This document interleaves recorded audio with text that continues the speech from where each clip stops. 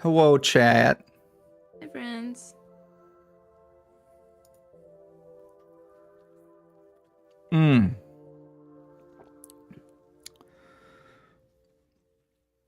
Oi. Yeah, Rip. I'm pretty sure I was always saying 6 on stream as well, so.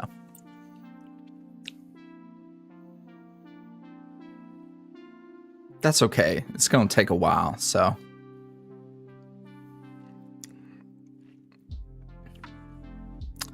Hi, chat.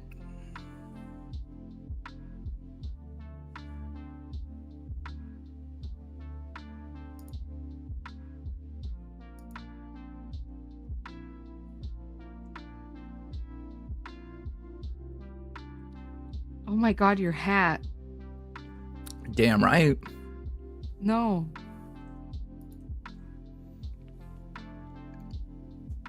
Took on a clanton. Yeah, I had it scheduled for the wrong time. So, 6 p.m. is always the time. I'm Rudolph. I'm Rudolph. Don't know about that one. What? Hold on. What do you mean? I'm a red-nosed reindeer. You're a clown. What else would I be? A clown? A clown.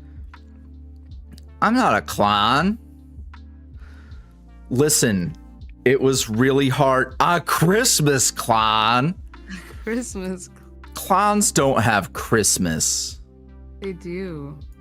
What? Not the fucking slow reveal of your nose.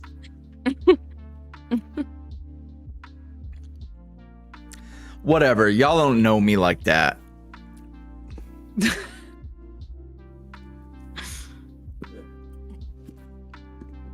Hey, PB&J sandwich. Thank you for the $2. Damn, I would demolish.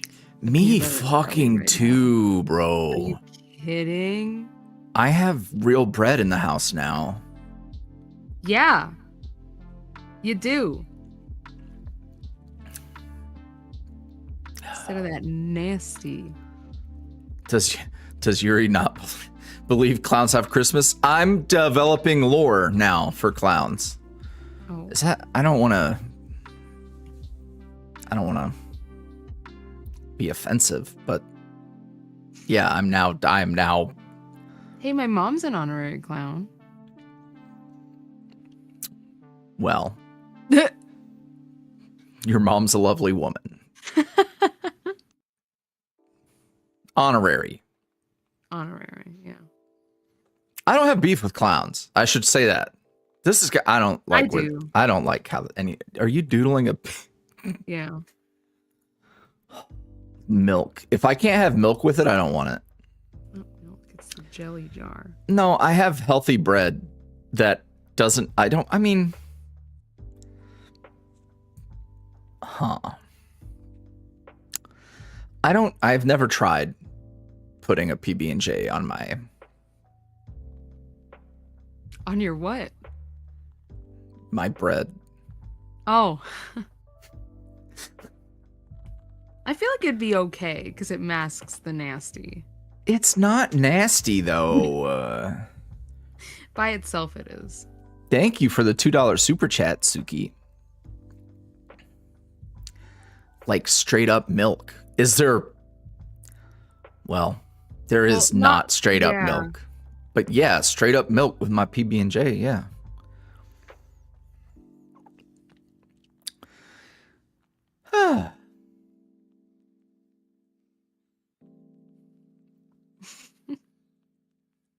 Oh my goodness. Thank you for the super chats, everybody. Oh my gosh. This might be the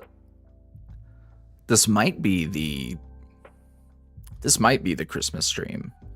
I might try and come up with something for I don't know. I would like to do a holiday stream.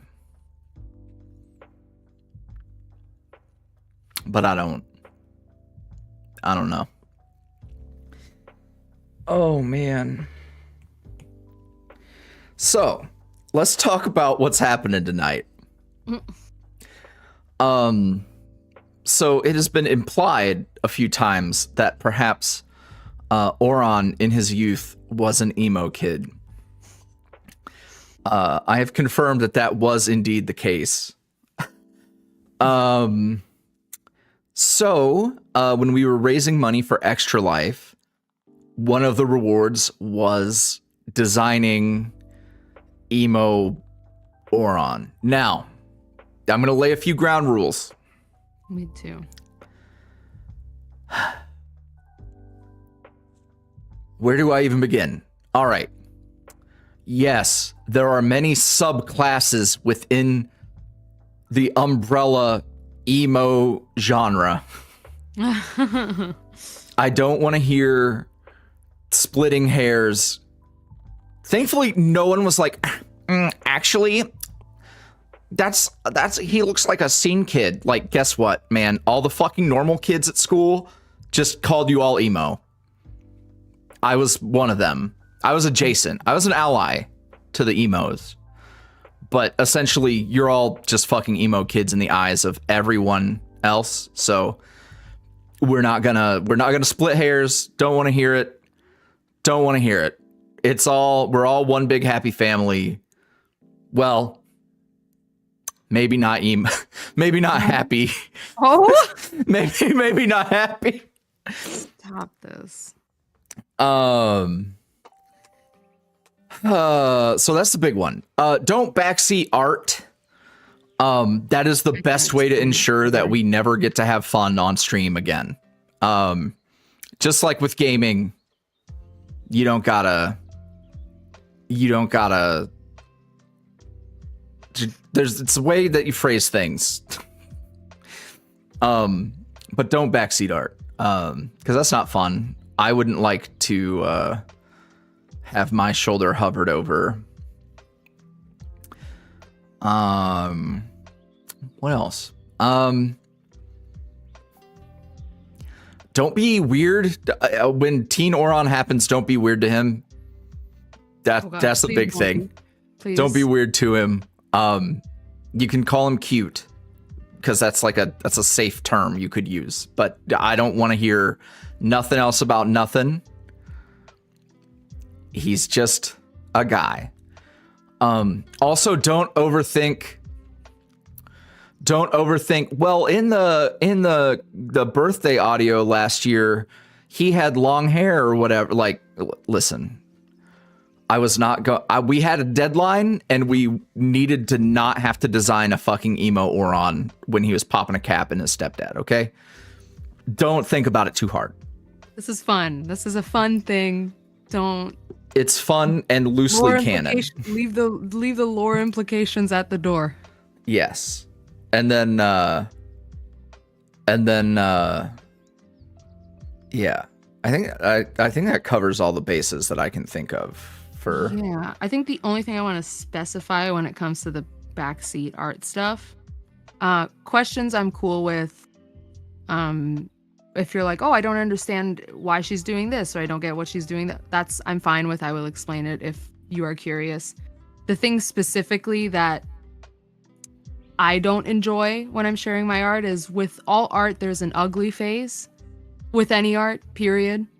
And thankfully it's been pretty chill, but there are some moments where in those phases, people like to hee hee ha ha. And it's not fun. It's like there are certain times where maybe the proportions might be wrong or something as the art is in its ugly phase doesn't look right. Just let it slide because I will catch it eventually. But it's specifically like those moments where maybe the head's too big or maybe one eye's a little shifted or maybe whatever. Just don't make a comment. It's cool. We're cool. We're good. Don't worry about it. Yeah, I have a feeling she'll probably catch it Yeah. Yeah. not, Yeah. not to be like, went to school for 4 years, professionally works in the industry, blah, blah, blah, blah, blah. But like, this isn't Right. just like your buddy who's fucking around. Like, it's going to be fine. Yeah, trust the progress. It'll Yeah. be fine. That's the most irritating comments are the ones where like, why does he look like this? Or why is his arm like this? Or why is it, oh my God, he looks so ha ha ha. And then it becomes like an inside joke in the chat. Let's not do that.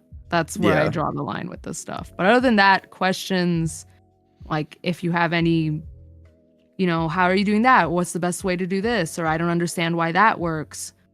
Ask me if you're curious, be respectful, but no like, hee, oh my God, this is so whatever. I don't like that energy. Boom. Also, speaking of questions, to make sure that I get your questions to Jackie, you can use the question form. That's the best way because she's going to be cooking and I will be looking. So I am the moderator for the evening, not a clown. Might be a clown. Not a clown. I might be clownish, but I'm not a clown. Don't know about that one. Oh. What a clown burp. Yeah. That was such a baby burp. I feel embarrassed. I drank another coffee at 5:30. Because it's cold. I had to turn the heat on. It hasn't made me start itching. I didn't even tell chat whenever I was live.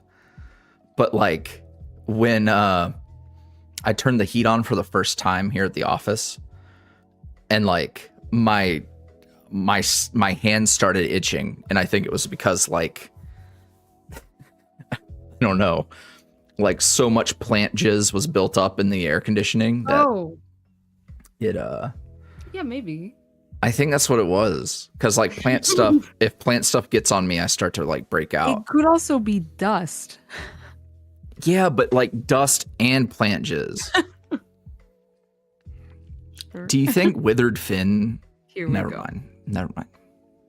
Here we go. Never mind. I'm so excited. I got so much to yap about, you guys. Before I start yapping, where do you want to begin, Jackie? How do you want to? Yeah. Okay. I'm actually gonna say that because I like that. So. Yeah. So I think the best place to begin would be with teen emo Auron, because then it'll be able to kind of translate that into what an adult Auron might look like if he leaned into his alternative style more. Yeah. And we have, I'm not gonna pull them up because they're on my laptop, but YV did give me a bunch of references, which are incredible, by the way. Felt like I was scrolling through MySpace. Oh man. So we're gonna do that. I think I'm just gonna do like a preliminary sketch. So I'm not gonna break it down to like eye shapes or mouth shapes or whatever, because like that gets super tedious, and I think that's fun to do like more so between me and you, YV. Yeah. And it's more of just like, this is the vibe, this is what we're gonna go for, and then from there we can choose like maybe we want to do something different with the hair, or maybe we want to do a different outfit or different clothes. And once we've nailed down that sketch, I'm gonna go in and color. Yeah. We're not gonna finalize anything here. Like we're not gonna do clean line art, clean colors. Again, it's tedious. It can get a little boring. The fun's in like starting from the ground up and doing that preliminary sketch. So I think that's where we're gonna start. I think we're gonna start with little baby emo Auron. Hell yeah. You did plug in the wrong time. I did. Yeah. So for those of you who might be confused, I know it said that it was supposed to be 7 p.m. Central. I fucked up. It's always anytime an evening thing is happening, unless it's like a special case, 6 p.m. is a sweet spot for me.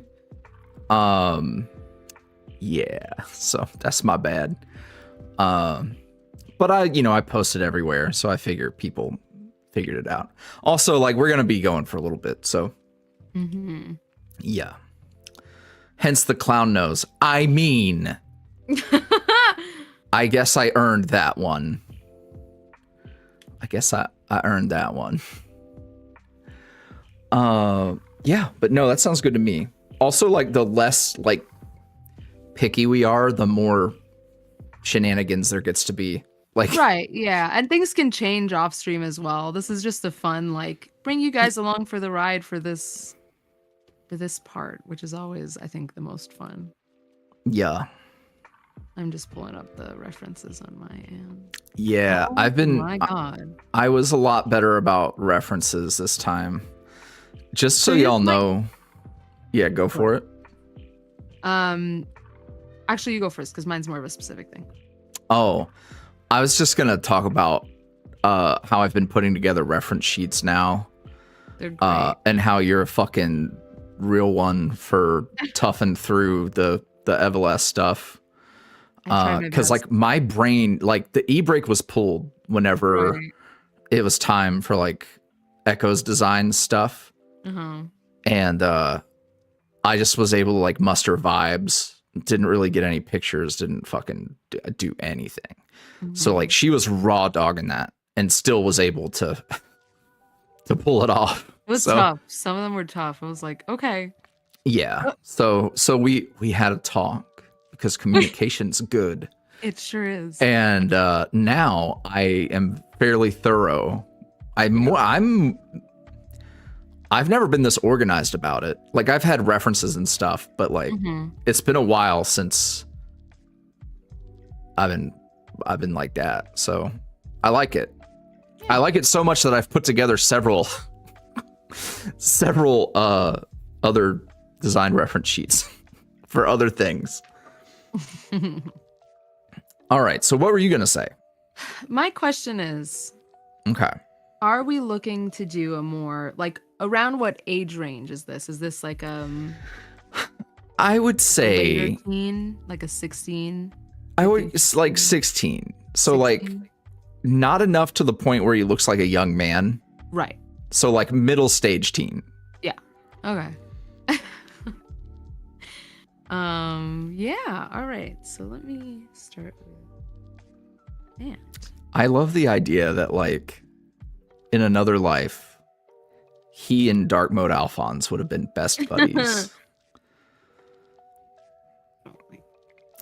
Well, here's the middle stage teen like a Pokemon. Yes, actually. Yeah, you're right. That's the best way to put it.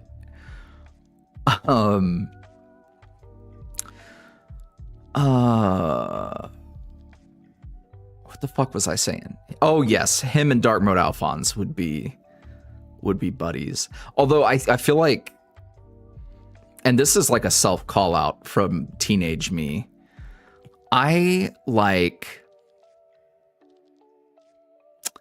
was a metalhead that fucked with some emo music, but not a lot. So when you were like, you thought you were really cool because you listened to Slipknot, to fit in with the other cool quotation marks kids who listen to Slipknot, you would like bash on emo kids. So like, yeah, but like the truth is like, well, I think most of us are just mad that the fucking scene kid is getting all the girls, even though he fucking sprays an egregious amount of Axe body spray onto himself. Oh yeah. That's funny. Wild. What a time that was. What a time that was. Remember when digital cameras weren't on your phone? Stop. They're coming still have back. one in my purse. I use it every now and then. I had a hot pink one that I think I stole from my high school girlfriend. Oh my god. I don't think that was mine. I think that's the one thing I got in the divorce. Damn. Oh, that's crazy. That's tough, brother. Remember when pictures were physical? Yeah.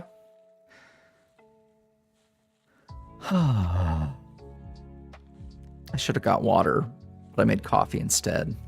Go get a water. Nothing's stopping you. Yeah, but you know.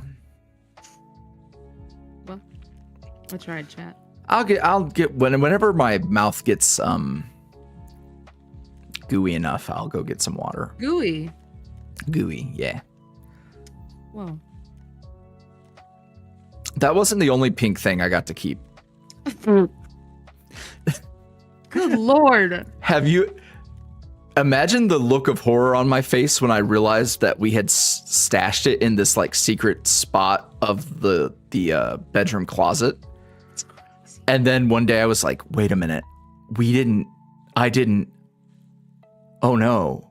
So like there was just a pink willy in our closet. Ask you something about that, but it has to be off stream.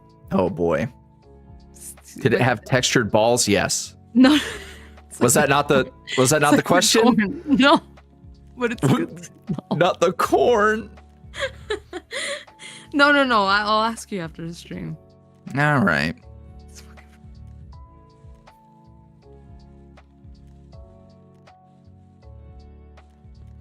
Why was it pink though? It was like hot pink too. Not. That was probably the question.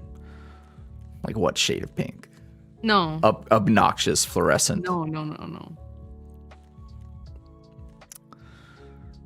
What a time that was. What else do we got going on? Can you make another Guzma video? Hey, I voiced. You should back another month. No. It's I'm not bothered anymore. I've made peace, and I also voiced a Guzma thing recently. It was on Twitter. Oh yeah. That's about all I can say. That homie wants to maybe do some of the boys, which I think is a cool idea. Because they're trying to get practice doing like looping animations and stuff. Mm-hmm.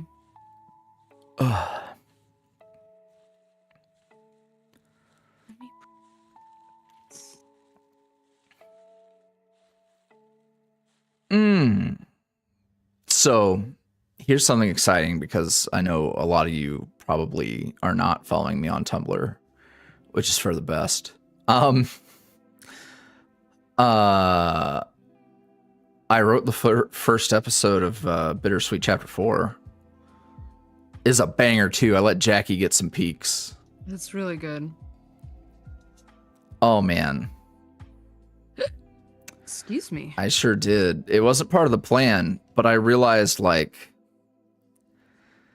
I don't want to wait to follow up the director's cut. Cause like I have a feeling the director's cut is gonna hit. I have a feeling. And if it does, I want to be able to, all these new folks, I would like to be able to be like, oh, see, the story continued. There is no prize for everyone else who waited 2 years. Yeah, but you could say that you survived the, oh yeah, the meme of like, I survived the, yeah, whatever you want to call it.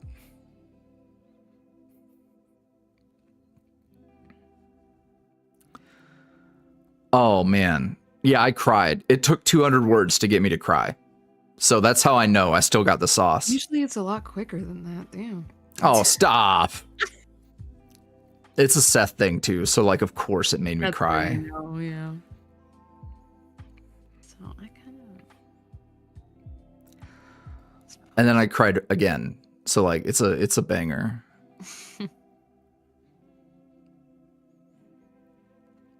I'm excited though. I don't think you guys are ready.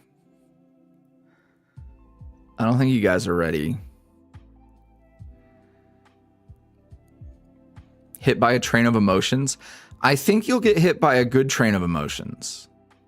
But also, it's Seth, right? So you're going to get the good, you're going to get the sad. It's good though. I wasn't sure. It's one of those things where like, I think a part of me was worried I might not have the sauce anymore. Just because I was so exhausted from the way that like chapter 3 had gone. But like I shook that off for the New Year's, like the epilogue. I don't know. I've had this whole thing where like I really, really super duper wanted to get a bunch of other things done first. And then when those things didn't get done, I never got back to doing anything. So it's felt good to just be like, hey, why don't you just go do that? Because it's fun and you enjoy it. I was like, oh, yeah, I guess I could do that, huh? Yeah, the question form is in the description. Oh, that's a good point. The Seth plushie, I didn't know it was going to work out this way. Otherwise, I would have mentioned it when we were getting ready to do the stream. There is an hour and 33 minutes left for the Seth plushie. We're at 482. I've given up trying to push. I'm exhausted. I feel like I'm obnoxious promoting him, especially because I'm so busy doing other things too. Like, I don't want to be the guy where it's like, hey, when's the last time you moaned into a microphone? Like, well, it's been like a month and a half, so my bad.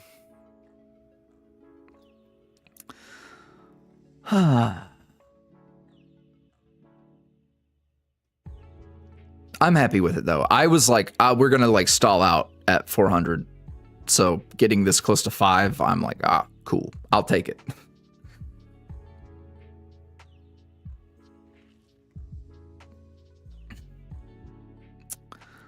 But yeah, we've got so much fun stuff cooking. I'm excited to eventually try to do that giveaway, the art related one. Yeah. Write up a whole thing for it. We're going to have, there will be giveaways happening when the director's cut is up and scheduled. I'm going to be really trying to promote this fucker in a way that isn't as obnoxious as buy my plushie. But like, I want to do, there'll be like an art thing. There'll be a meme thing. And there will be one where it's like anybody can participate. Like you literally just have to go like retweet this post and whatever. Those are great because like that worked out really well for the housewarming stream. Oh, right. Yeah. So I think it's going to work out real well for what we're going to do.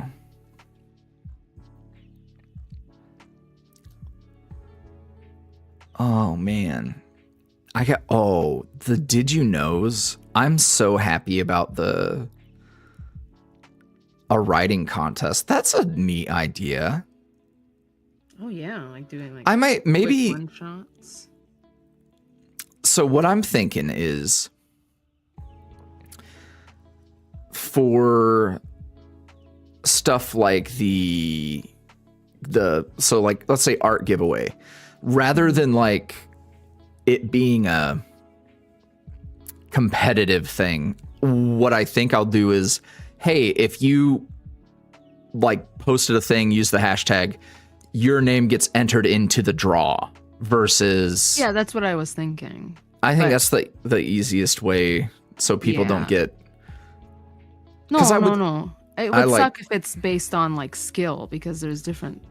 Every artist is at a different level. Yeah.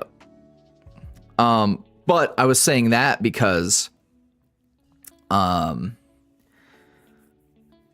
writing could count and it wouldn't be like the category of art wouldn't. So yeah, if you were like, oh, well, I knitted a thing or, oh, anything. Yeah. That way it's very accessible to folks who have all sorts of things they can do. Yeah. It's just, I wanted to do something that was like Oh my God, his specifically for the artists, at least like ran through.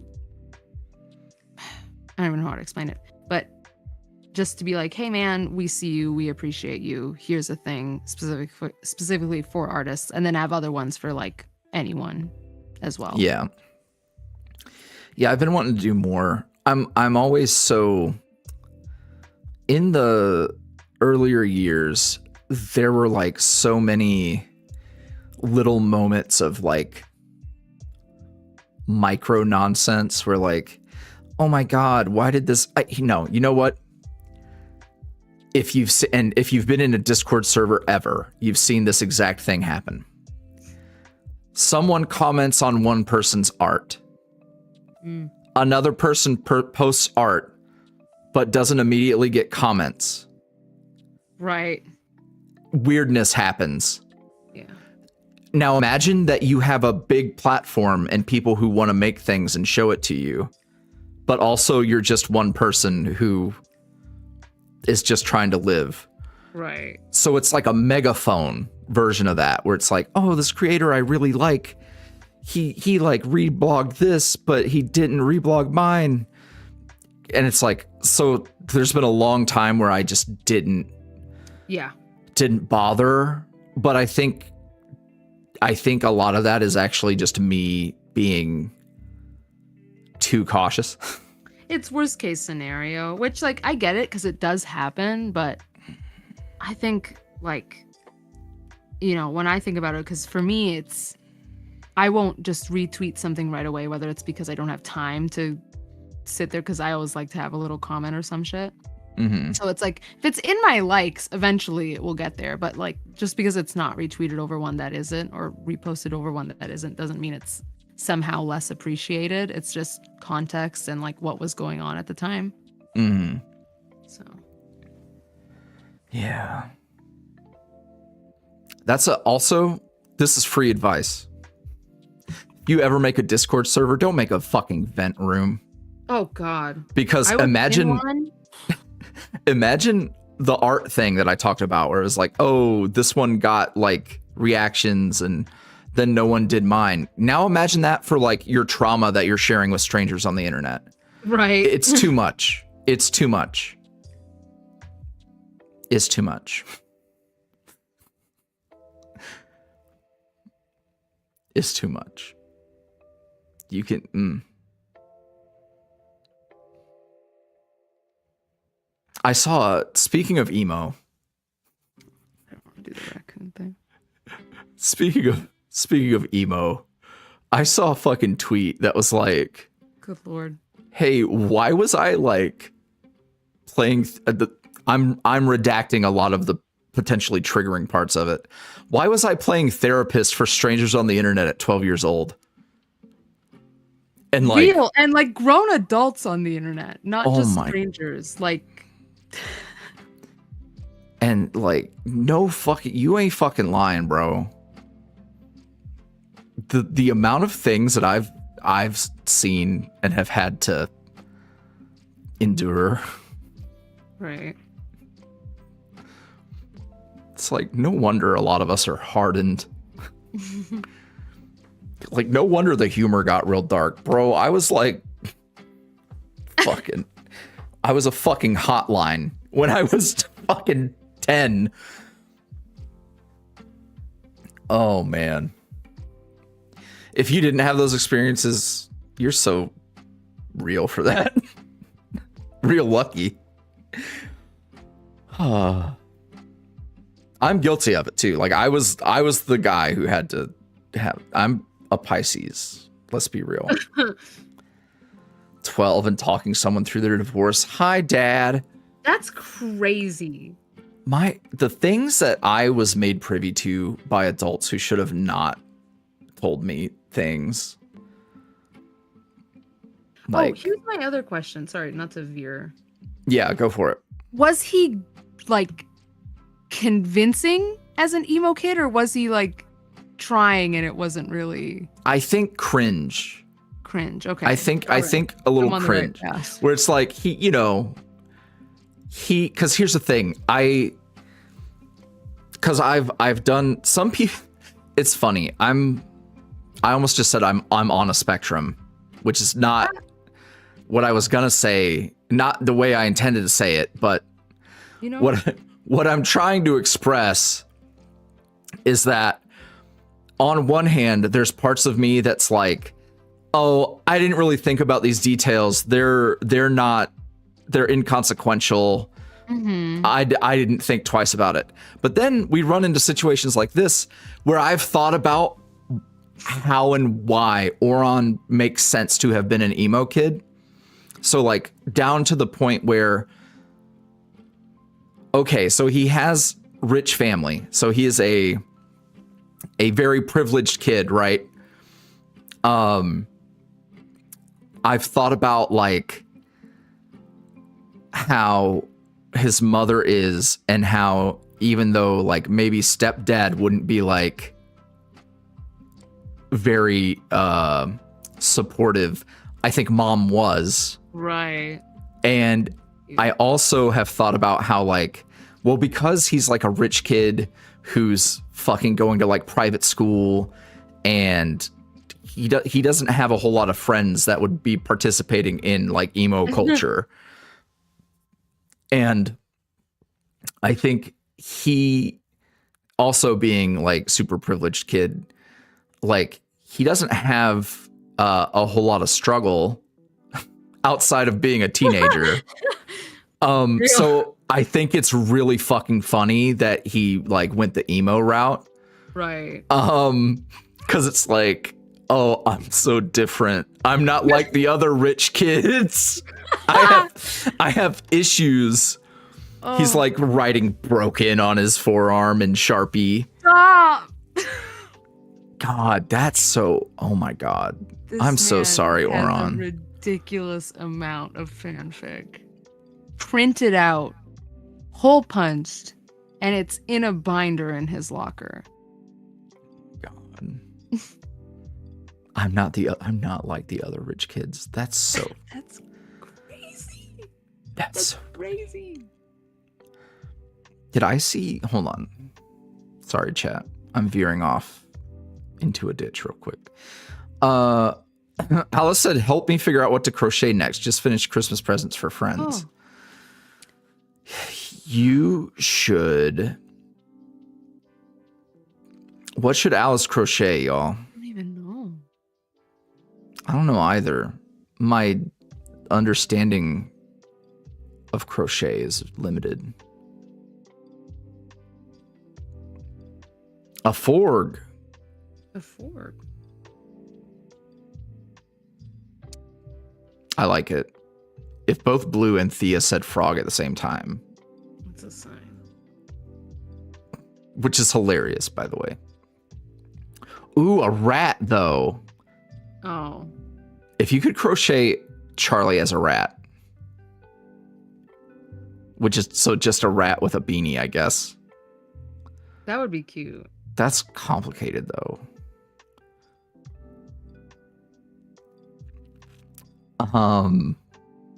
Oh. Well, Alice, you got a whole lot of suggestions now. Enjoy. Oh, emo Auron. Oh my God.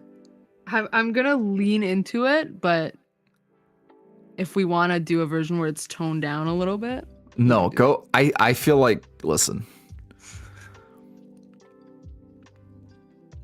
This is his version of a big jacked up truck. He's compensating for being rich. He's compensating for being spoiled. Oh man. I think he's pretty tall for his age, or did that take a while? Probably took a while. Do you think Trish was privy to this version of him? Oh yeah. No, she was around forever. She's been around since birth. Oh, that's sweet. Hell yeah. Yeah, which helps make the like tragic sapphic fucking ouch my fucking love of my life is oblivious to the fact that I adore her type shit. Oh man. I can't wait. I can't wait. That's something I really want to explore. Trish, I'll let you guys know this. In Shattered, tentatively, Trish has like damn near a whole episode. Hell yeah.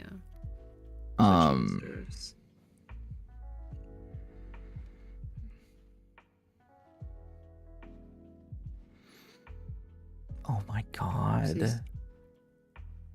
Look at him.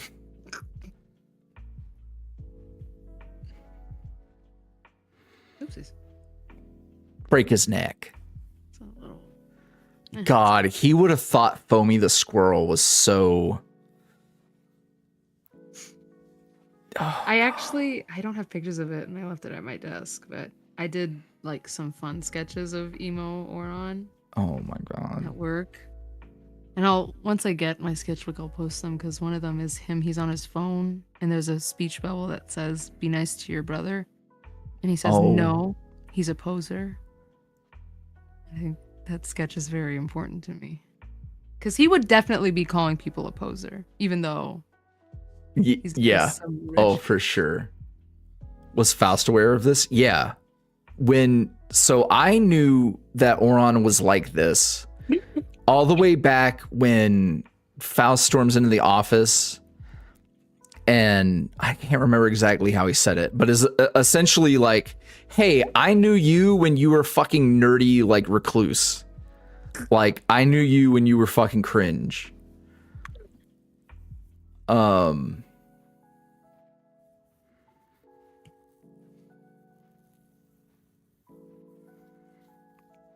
Now, you guys want to fucking go a level deeper?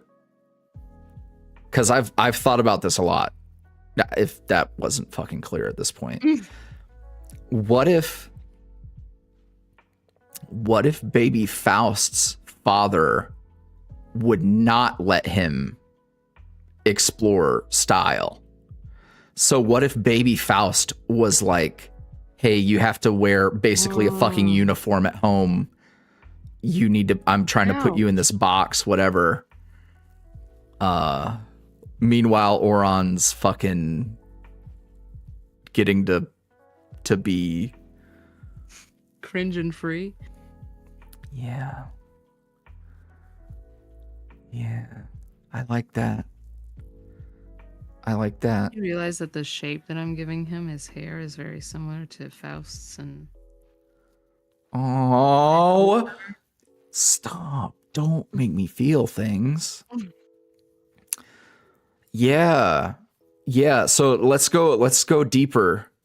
Let's go deeper and contemplate, like, what if, like, before everything was weird, like, Auron and Faust would, like, sneak around and he would, like, help. He'd enable Faust. Aww. Like, he'd let Faust play with the makeup. Stop. Ow. Yeah. So follow me, chat. So Big Brother, who was an actual Big Brother for a little bit, Hey, this is gonna make me cry. even helped you, like, explore your identity more. Then one fateful Christmas, he turns into the biggest asshole and completely cuts you off. You never see that version of him again. Wow. Yeah, and your dad's dead, but you're not really upset about it. How? So, like, you're finally free.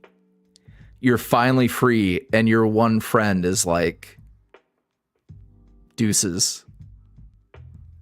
Not your one friend. Ow!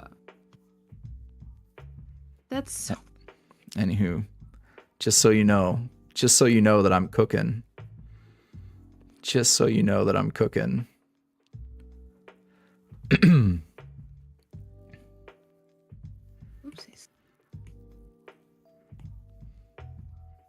giving you guys some Christmas gifts.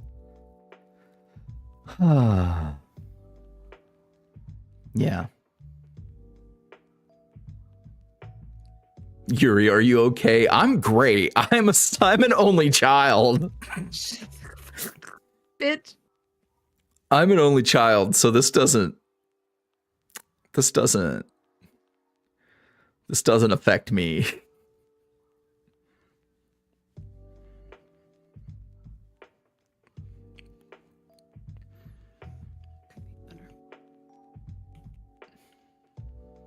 Yeah, I like that.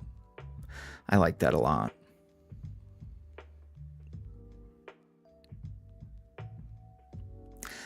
I mean, I've made it real clear that Auron's whole thing is that he's this, like, savior complex having unaware fuck.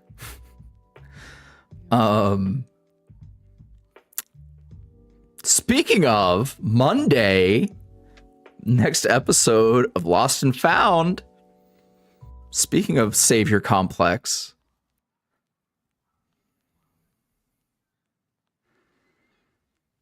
Thea says, okay, but one of these days I'm going to write you an essay about oldest child leaving their younger sibling guilt and how Auron and Faust fit. Oh, there's a man. song for that, and I can't think of it. But there's a song. I feel like Thea would. I don't know if Thea are on the same wavelength. I don't know. There's a great musical song for that.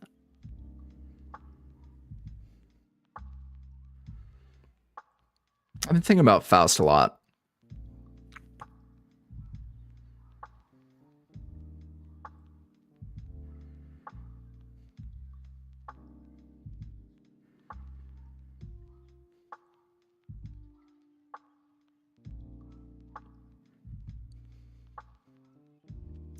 Guys, Corn Alphonse or Pierce the Veil Auron. That's so real.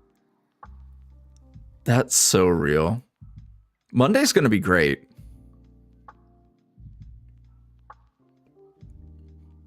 I know I cooked because even Thu was like, hey, some of these bits are wild. Which is good. Which is good. There's a part that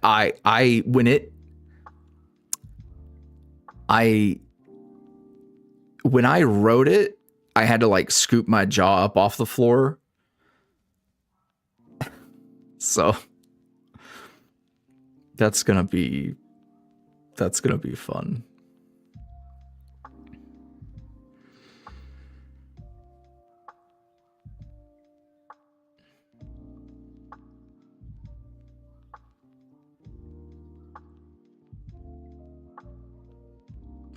Seether Seth might be the realest fucking thing I've ever read in my life. Him, like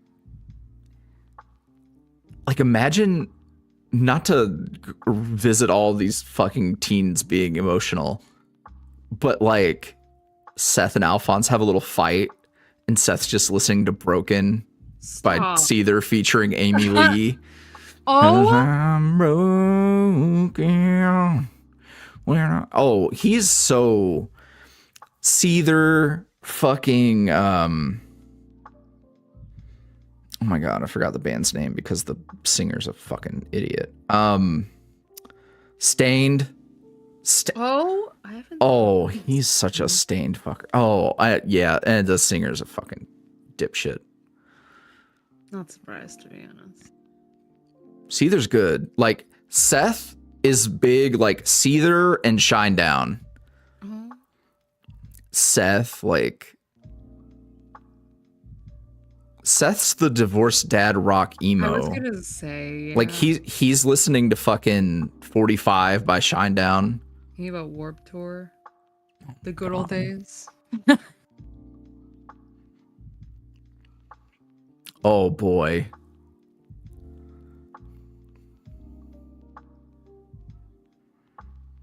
Yeah, listen, guys, I had all of these belts and accessories. I had all of them. That's why I can't have anyone come in here going, That's not emo because Oh my it's fucking basically me saying, do not cite the dark magic to me, which I was there when it was written. I don't know if that's the exact quote, but while I was writing Lost and Found, the earlier stuff, Midwest emo was literally, I had Midwest emo playlists going. Charlie is very Midwest emo.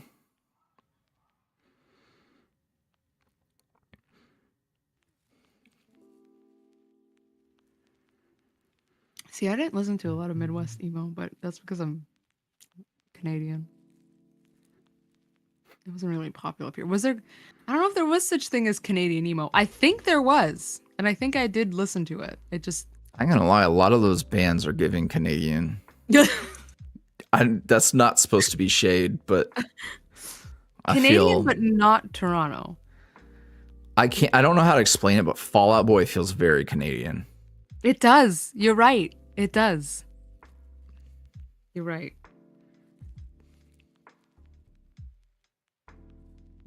Would he be into Invader Zim?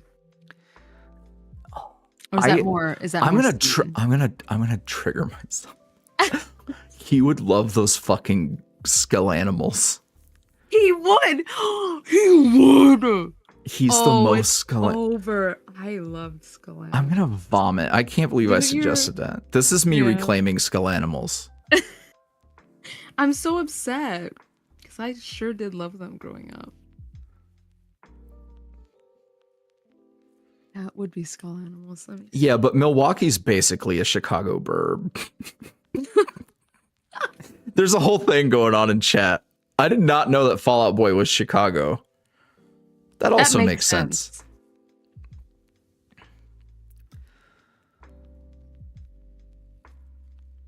You know what?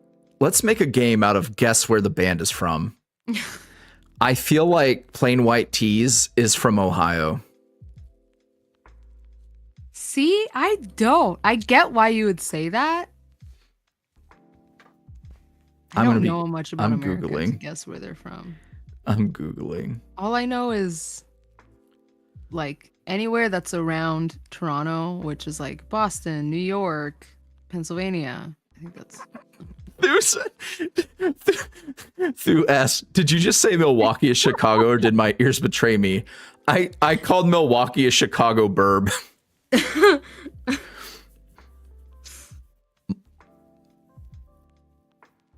I feel like that would be a sick burn if you were like from Chicago and you wanted to fucking like roast the shit out of Milwaukee.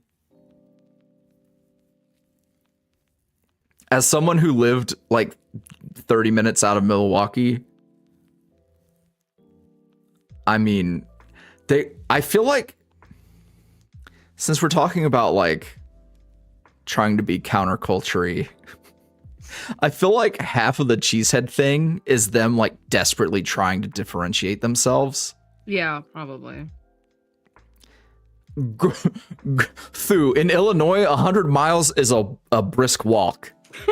100 miles in Illinois is nothing. Especially if we're talking north, because if you go south, then it's like, wow, every exit is Peoria.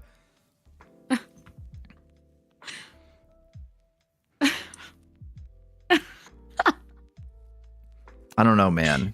Thu's fighting for her damn. Thea says, to be fair, Milwaukee was a day trip. Every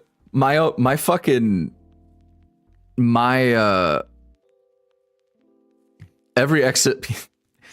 I was so sick of Peoria. I made like cursed Peoria lore. What the fuck? I was 16. No, I wasn't 16. It was my senior year.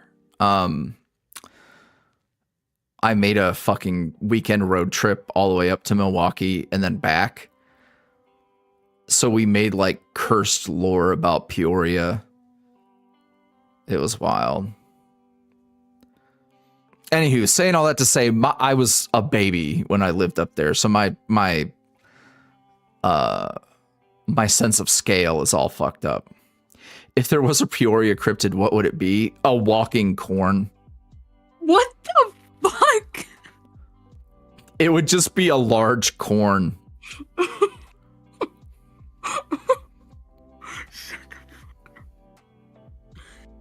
Oh no. But like he just looks like a no, it's the weird gargoyles. That's fair. That's fair. I love a gargoyle, by the way. No, see, 3 to 4 hour road trips is nothing to me. You're crazy for that, by the way. So long as they're spread out by like 2 months. Because like if it was like, oh, we have to go. So like if I have to go to Houston, I need like a 3-month window before I have to go to Houston again. Otherwise, I will not do it. That's fair. So like if there's an event and then there's a concert, I'll be like, well, I'm picking one or the other. I'm not going to both because I'm not making that trip. That's a damn lie. We've done that before. Normally, what works out really nice is if it's Houston and then one is in San Antonio. Because I'll do that. Because a San Antonio trip I can do once a month. San Antonio ain't shit to me. The only thing I hate, there's this strip of road you have to take to get to San Antonio from here. And it is fucking obnoxious. It's like, it is basically a highway, but there's fucking red lights. And it's the only fucking road to get there. Or rather, it's the only one worth taking. So everyone's there. So there's fucking traffic. So half of the like just under 2 hours drive, you're fucking stop and go, and there's not shit to do. And then there's a stretch where like my service fucking crashes out. It's anywho. Damn, I really needed a fuss. This is like we're having a little bitch and stitch. Who's Except we're stitching together Auron. That way to Houston too. Do you think he would love The Nightmare Before Christmas? God, is he one of those? I don't think so, but I think he's like. I think you have he to like kins Jack. Oh my God! Just a little bit. I think he kins him just a little bit. Listen. It's either Nightmare Before Christmas or Skull Animals. Pick a struggle. No, it's he's rich. He doesn't have to pick. Oh, that's funny. Oh man. See, I don't want to give him full sleeves because I want him to have a bunch of bracelets. Nothing's wrong with Nightmare Before Christmas, but the way, especially like my era of fucking teenage emos treated millennials, it's okay. It was a lot. Also, I am projecting because trauma. It's not even trauma, but like it was there. My enjoyment of Skull Animals was not left behind with the pink willy.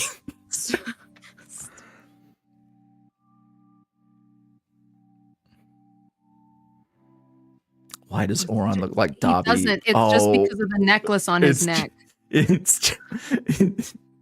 God damn it. I see. I mean, I see where you... Don't make it weird. I know how people treat Dobby. They're kind of right for it, but I never wanted to...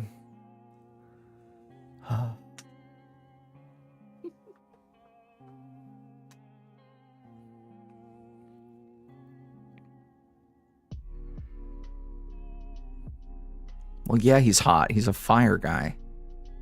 Boom. Do you have any Canadians in the chat by any chance? What up, Canadians? Oh, he'd also love the Corpse Bride. Oh my God. What up, Canadians? You know what?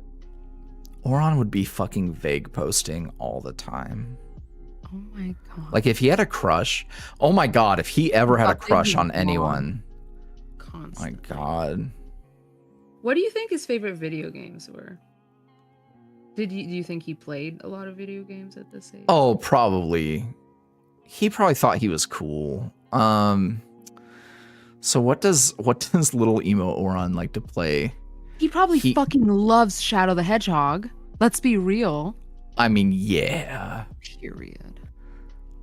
Yeah, but maybe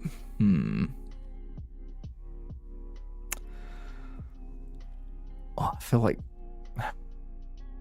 look, not to like call him out. He's giving like pretentious Silent Hill player. Stop. He's definitely like, oh my god. Oh, Kingdom Hearts for sure, by the way. You're correct. Yeah. But like he thinks that Silent Hill is so brilliant. Peak. He thinks that it is just incredible.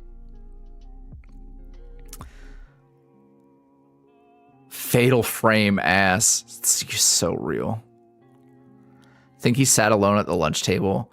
Probably. Oh. Reading. Is that one necklace? I'm always scared about drawing necklaces that I used to see all the time because I'm like, did this turn into a hate symbol? Oh no. Fucking. So please be aware if there is something that looks a little off that I Jolene, remember from my youth. I'm not trying to say anything. I am just not aware. Jalina with the $2 say Auron listening to Sonic Sonic Hero Shadow Song for real. Yeah. And I know, you know who else you would love? Vincent Valentine. Oh, God. Let's be real. That's his main kin. You're right. I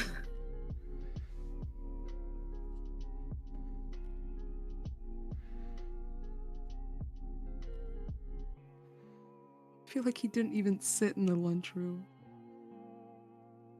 Oh. I gotta listen, because I've projected so much of myself onto Auron. Here's what I'm gonna say. He probably liked the idea of Edgar Allan Poe and read like 3 like poems and was like, this guy's a fucking hack. And because that was me, I was like, damn, fuck, The Raven was good. And like, what's the fucking the one where there's something under the floorboards? That was good. And then like there's the Mask of the Red Fuck or whatever. And then he was like, wait, is this guy kind of shit? And then he was like, yeah, he's kind of shit.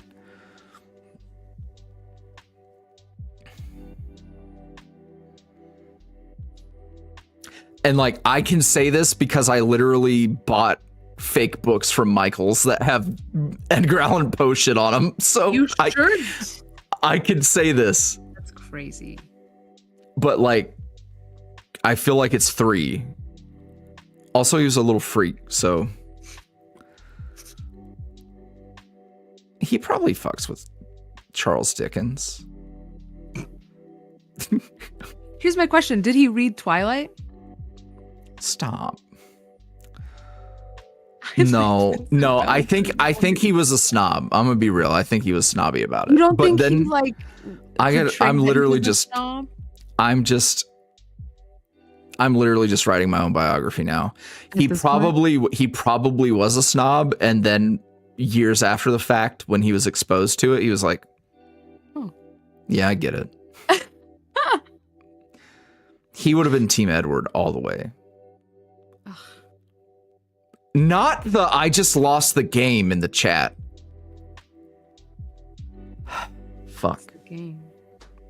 Well. Oh, is it that thing where you think about the word "the game"? Sheeple. I mean, did you say sheeple?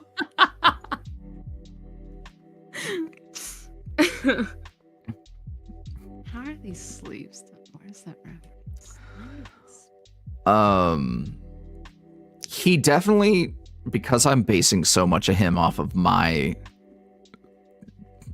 era, I feel like he would have missed the boat on creepypastas. Yeah, probably. What's the Born Too Late born too soon, born just right meme. That's kind of put him in there and include creepypasta somewhere. That's fair.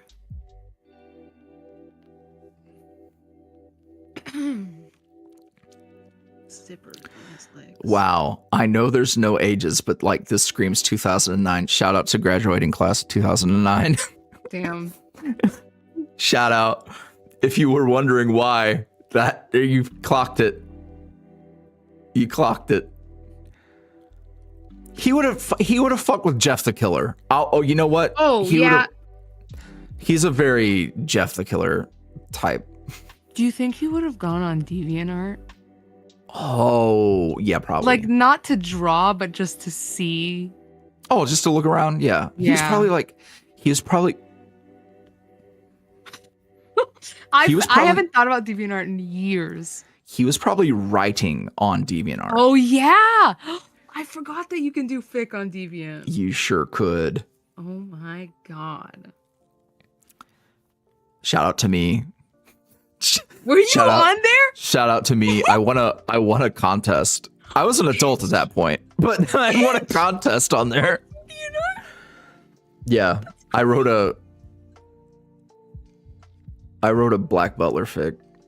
I mean, period. That's where the fandom. That fandom Yo, really it actually ate. I wonder if it's any good. Can you try to find it? I don't. I'm so scared. I feel like I know what your name might be.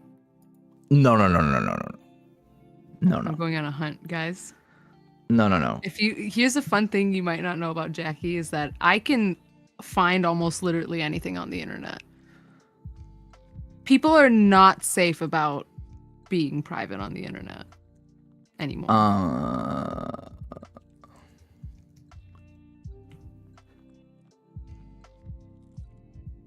Oh, this is lost to time. There's no way. Damn. Okay, hold on. Wait, DeviantArt. DeviantArt is all just AI shit now. It's so sad.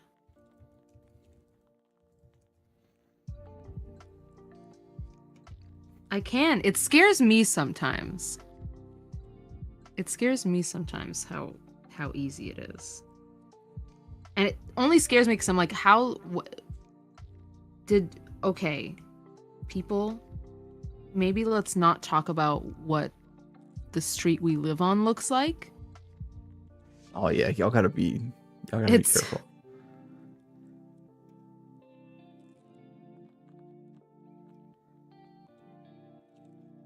It's very basic stuff, but I don't think we live in a society, but we've normalized being very open about ourselves on the internet a little too much.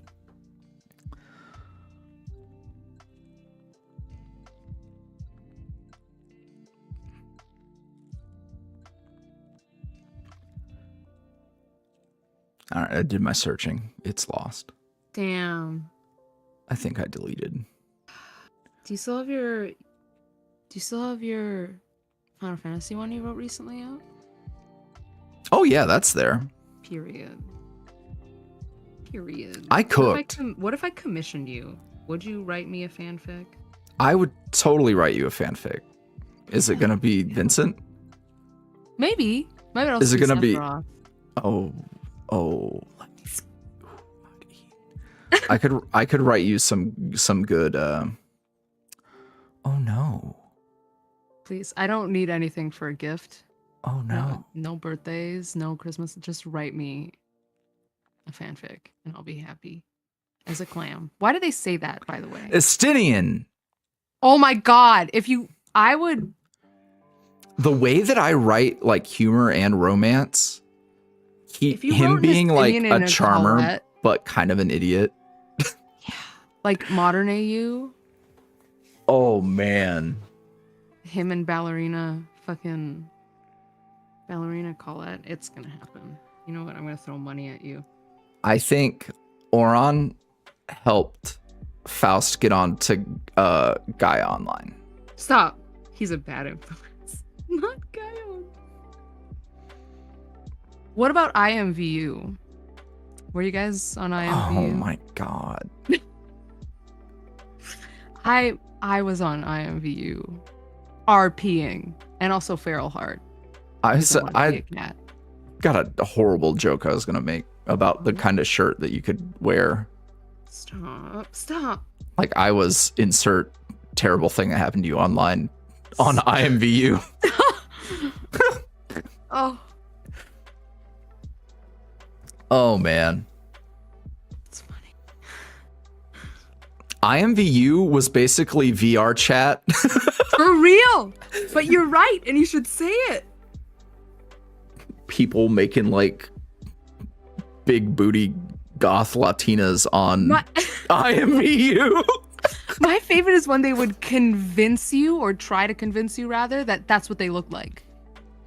Oh my god. And because I love to cosplay a man on the internet, that's you. when I was a child. You were one of those. No. See, okay, yeah. But like the amount of women who are just like, yeah, I look exactly like this. Like my measurements are exactly the same. And it's like, oh. People Okay. definitely used Auron's selfies for catfishing. Yes. Oh, that's so funny. Oh man. All right, I'm gonna read some of these questions from the forum. Bella asks, is there a specific drawing app that Jackie uses? It depends on what I'm using. Right now, I'm just using my iPad because I didn't want to set up my tablet, which is what I usually use my tablet, and I use Clip Studio. And then sometimes I'll transfer files over to Procreate because I like doing the composition extra bits with it. But right now I'm just using Procreate on my iPad. Honestly, and can I be for real for a second? I think Procreate clears... Ooh, this is going to be a hot take. I think Procreate clears Clip Studio. And that might only be because I have beef with Clip Studio when they promised to the end of the world and back that they have a one-time purchase thing, and then they went subscription-based. I had a lot of beef with them for that. And also, like, Procreate is just very, like, has very solid stance on their morals and shit. And if they got a not just iOS and like for iPad program, like if they got an actual like computer program, it would be Jover for everybody else. That's my hot take.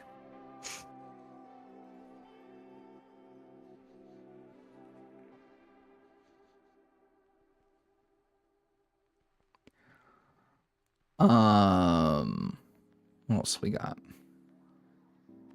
Yeah, pirate it. Period. I pirate a lot of shit. I can afford it, but I also sometimes just don't want to pay companies unless they're like small businesses. We got a 3-parter for you. How long have you been drawing, and when did you start? Started from, I don't even remember. I think when I really seriously started to get into it is when I was reading the Warrior Cats novels and I wanted to draw a cat. Hell yeah. Because my first ever OC insert was a warrior cat. I forgot what her name was. But I don't remember her name now, but I wanted to draw cats. So I just started drawing. No, that's a lie. Actually, my first ever so like insert OC, not self-insert, but just like an OC for media, was a My Little Pony OC for Generation 2. And I was very, very bad at drawing her, so I would pause. I've mentioned this before. I'd pause the TV in our basement, and my mom had gotten me giant paper, and I would put on like one of the My Little Pony movies, pause the TV on a frame that I liked, tape the paper onto the screen, and trace the My Little Pony. And then when I had it on the floor, I would just add in my like OC-isms to it, which was like my own little cutie mark and the way the hair was and shit. And the rest is history. What was the other part of the question? We got more. Oh, okay. Toss it over, King.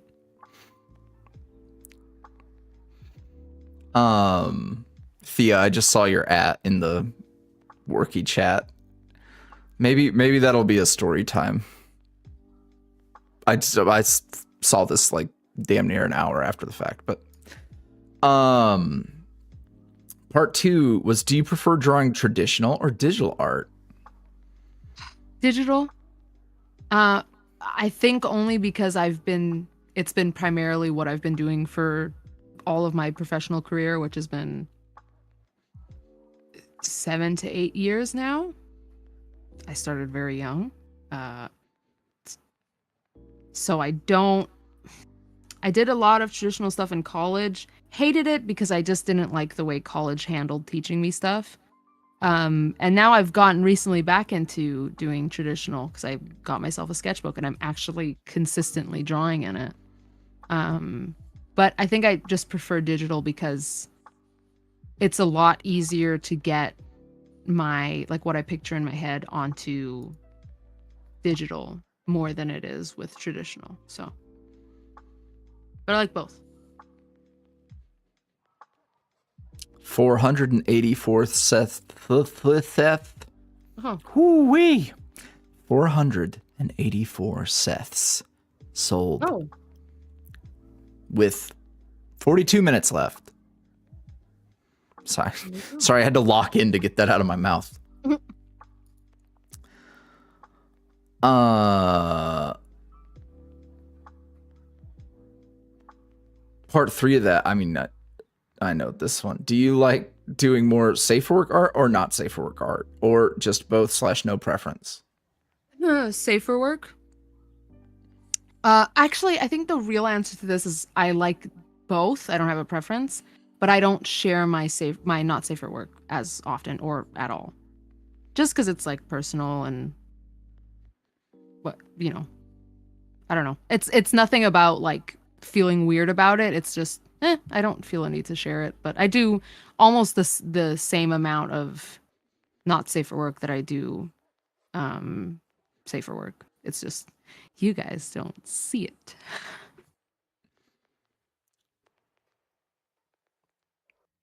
Yeah, I think a big part of it is like there's such a segment of not safe for work artists on the internet that are angling for a predominantly male audience, and that makes it right. Yeah, and a lot of go ahead. As someone whose audience and demographic is not skewed so heavily male, yeah, I can say that in spaces where I have had a following that was predominantly male, the amount of like bullshit I ever had to deal with, and like people being rude and stupid and just miserable on the internet, it's night and day. And there's one big difference. Yeah. When I used to post more not safe for work stuff, you do get a lot of people who, because they see it, they automatically assume that you're like, and for lack of a better term, I don't mean this in a disrespectful way, but they assume you're also like a sex pest, and you'll just like, you're like constantly horny and will just leave you some weird comments or try to DM you in a very weird way. And it's like, I'm drawing characters doing this. Like, even if I wasn't, even if it was just straight up whatever, that doesn't mean you're given the space to just be like, ooh, okay, so now I can just cross every boundary in the book. Yeah. Man, I have thoughts. I see, so a lot of, especially like in the VTuber space, you run into a lot of folks who like, they might be posting a certain type of way or whatever, and like art of their character and stuff. And like, Bones is going to be doing similar, but man, some folks, there's a line somewhere. And some folks are like so far past that, that I'm scared. You know, it's one thing. I don't know. I've just seen some crazy parasocial work happen. And like in ways that I had never even considered people would be doing. So Also, Here. a lot of the reason why I don't post it is because it's like OCX canon, and people have a lot of big feelings about it. So I'm like, you know what? This is for me. This is for me to see, and my friends if they ever want to. That's why I miss circles on Twitter, because I would post a lot of it, but now I can't. Circles was great. Twitter rolling back there because they had stories for a bit. Yeah, yeah. And they were Stories like- would be fun. Yeah, they were called fleets because they were fleeting. It was actually a good pun. It was. Anywho. Auron's MySpace name, I saw someone mention the like lower uppercase X's, like framing the phrase. That's definitely, I can definitely see that.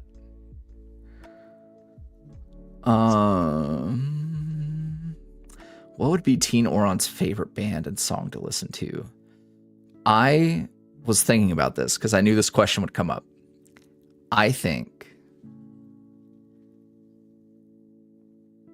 his favorite song is hold on. Hell of a time to have a brain fart. Give him silly pants. That's more Scene Kid, actually. Ghost of You by My Chemical Romance. Oh, There you go. yeah.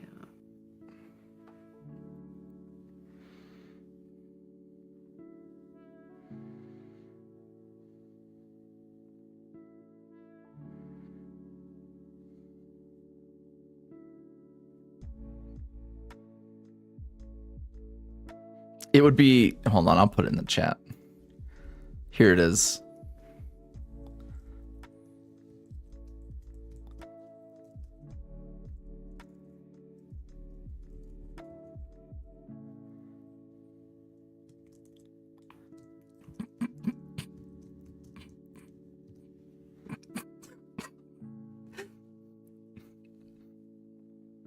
XXX underscore shattered boy. Oh, Spelled with an I underscore XXX. not shattered.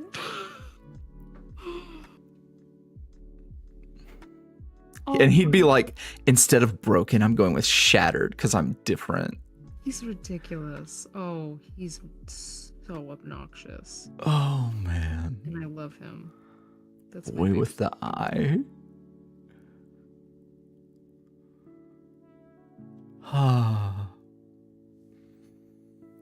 um.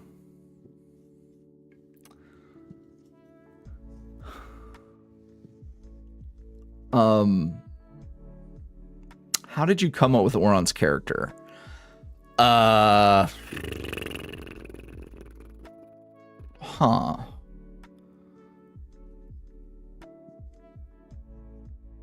Let's see.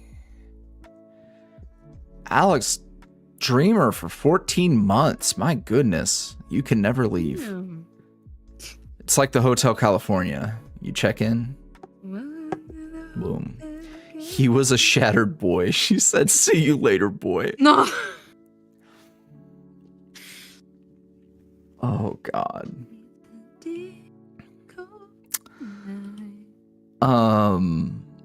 Peak. Avril Lavigne song. What was I fucking saying? Jackie, if you had one tip for drawing hands. Good lord. Just fucking. Oh, you know what? A good one? A box. A box with a bit of a tapered end. Oh. In different and you can make it like a physical box. You don't have to. It's the same thing with like this shape for a face. I do use it as a guideline, but sometimes when you're taught how to do it, you get so caught up with like, oh, this is how you're supposed to do it. So the eye is supposed to be very specifically here and the eye, and then you get so caught up on exactly where things are supposed to be that it doesn't let you have flexibility. But I think like if you're very loose with it, like don't go in and be like, this is exactly how it has to be. Like you don't have to make a perfect square or anything. But like this shape always helps me. And then if it's easier for you, you can do the 4 fingers, 1, 2, 3, 4. And then the thumb always attaches on the side somewhere. And just be loose with it. Don't, like, I know it's hard with beginner artists because I was there too, where it's like you feel like you have to have an exact layout that has to be perfect because then the clean sketch won't look perfect, and that it gets you caught up and you kind of don't evolve as quick because you're so, everything has to be perfect. That's what I've learned with hands, because then you have like you get to see the shape. I saw this great post on Twitter that was like somebody had a bunch of pictures of a cheetah head. And they're like, hey, I just realized something. And they realized that the cheetah's head was made in a shape. And the person quote tweeted it and said, there's a certain point, something along the lines of, there's a certain point after drawing so often that you just naturally get shape vision. And I think if you break things down to shapes, it makes it a lot easier to like draw it, instead of I have to perfectly know what's what and what goes where. And I think that applies a lot to hands. Instead of being like, it needs to be perfect, I need to know where every single little knuckle is and every little, as long as you have the like rough idea and then you just practice from there, like it gets a lot easier after that. My best advice, those fucking little squares, and don't get too tied up on I need to know exactly every little thing. Unless you're doing studies, like if you're doing hand studies, then yes. But when it's something like this, like you can see even when I was drawing this hand, like I didn't start with a perfect, this is where this finger goes and this is where this finger goes. A lot of times I start with just that square and then put it in different perspectives, and don't make it perfect, because then you get stuck in a study and not stuck in a visual language. So that's my advice. Damn, I feel like I learned stuff.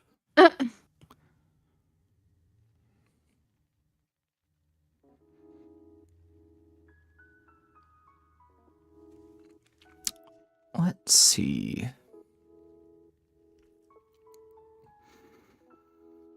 What else has been going on? Speaking of art things, I mentioned that I had put together some reference sheets for upcoming characters. One of which, I feel like I can say this without it being spoilery. I need a first boss. And it's a very fun character. I'm gonna be sad to delete him, but he'll be around to piss people off. I had a brilliant idea. I mean it's pretentious for me to say it was a brilliant idea, but I think it's a pretty fucking good idea.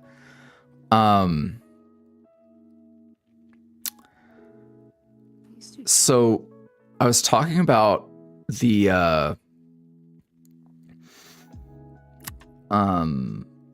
wanting to do a Finn origin story, because a few characters are getting series, sort of like the way that Lost and Found applies to Bittersweet, where it's like, oh well, it's part of the plot, it's just a tertiary part from the main thing, because I thought that would make it easy to start following along with information and other things. And the issue of Finn and his origin, I was like, we might not be able to do that until Echoes of Everlast comes out, because there's information and things and all sorts of stuff that I don't want to it would essentially be revealed a little too early. So I'd rather reveal it in Echoes. But I decided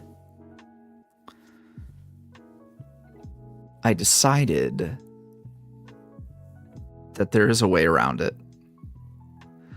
There is a way around it. And I really like the way around it because part of it does involve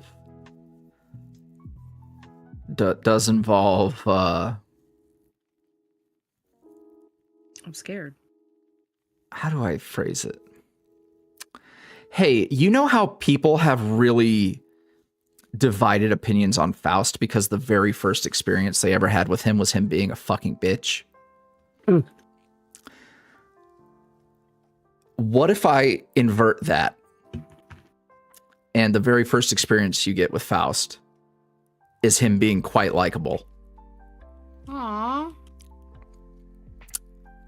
And I think that's actually a pretty good idea, because part of the issue of getting people to buy in is that if he's still insufferable, how do we make him more palatable? And we make him more palatable by him having an interaction with a huge piece of shit and us hating the huge piece of shit instead of thinking that Faust is hard to stomach. And whenever I realized that, I was like, oh my God, that's my way around a few things, and also solves kind of the issue.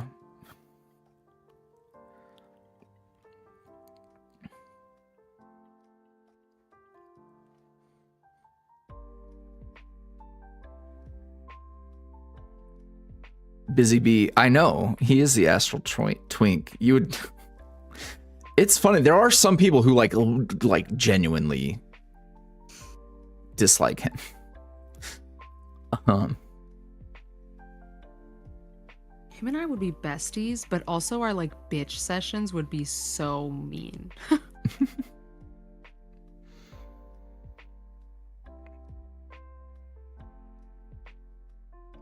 Alex with the $5 super chat. I'm in tears thinking about Adult Auron watching the video for Ghost of You and taking it really hard because it involves the pain of losing your brother. Oh no. Boom. Hey. Boom.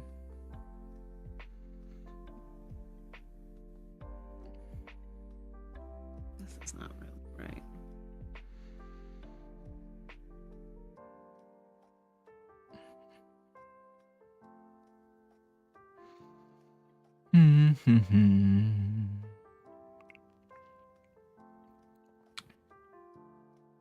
Let me go. So yeah. What else is going on? Anywho, yes, the the asshole character. I'm excited for Jackie to cook on that, because I was like, what if leaning into Disney villain quite a bit. We're gonna bring some people out of the woodworks with him. I feel like we are. / pause. I'm worried that I'm gonna have to prolong his existence. But to be fair, the origin, because it's two different windows of time, and we get plenty of him.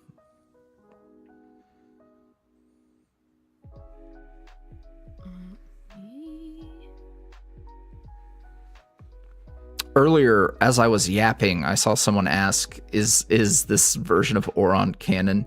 Yeah, roughly. This fella existed at one point.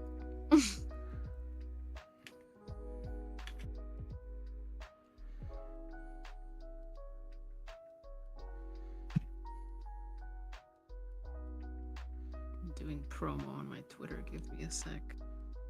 Hell yeah.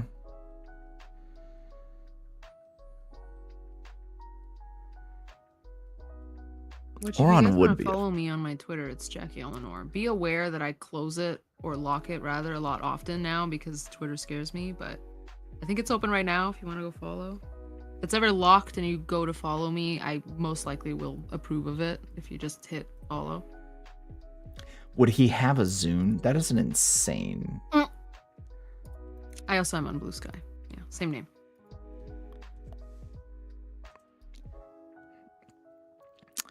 Does Trish have photos of emo Teen Auron? I'm sure she does. No, his hair is cool. I agree. He goes to the best hair cutters. What do you mean? Hairstylists, haircutters. Palm? Is that how you write palm? Pound Palm. Pound Town. It is.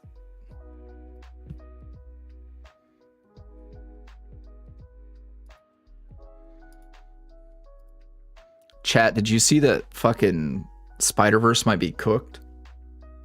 I didn't. It's not really cooked, but Shamik Moore, the voice actor for Miles. Oh no. What happened? We've talked about how he was being weird to yeah, guess who can't stop being weird to his fucking co-stars? No. It was so bad. He like just randomly posted a year-old photo of him and another actress with no like context. Yeah, and Alien. I was like, oh. And once or twice I get it, but after this woman made a TikTok while she's like eating. She's like, "Hey, so I don't even like post on here like that, but hey, he posted this thing and I don't know why." He's like, "This was like from whenever ago and like we don't talk like that or anything." And she said, "I texted him, asked him to take it down, and it's still up. And it's fucking weird. You're fucking weird." Like a beautiful woman calling you weird, bro. Like, just he deleted his socials. Oh. Like, way to fuck up Christmas for yourself, Bubba. Because why can't you just be fucking normal? Yeah, she's engaged too. Like, it's really weird for you to be doing the like, oh, like. And he tried to he did some black and white, speaking of emo, did a black and white filtered apology video before deleting everything. No. And he was like, "No, what's really weird is people writing fan fiction, like saying that he wasn't being weird." It's like, you are being fucking weird, brother. Like, I saw a great tweet that was like, "Hey, like we as goofy as this is, we also shouldn't like lose sight that this is harassment. What he's doing to these women is harassment." It's like, yeah, somebody needs to fucking take him aside and be like, "Hey, dude, like, why are you fucking a gooner? Like, what is wrong with you?" Just be. He's nice. weird. He's weird. It's giving it's funny. I saw people reference the Travis Scott apology a bunch when they were talking about it. It's insane. Wait, I don't when did this like come out? the thing with fucking Gwen's voice actress was like, "Bro, you're so weird." Yeah. They need to get NPC Miles in the booth. Shut up. Oh God. Yeah. Anywho, don't do that. Just don't do that.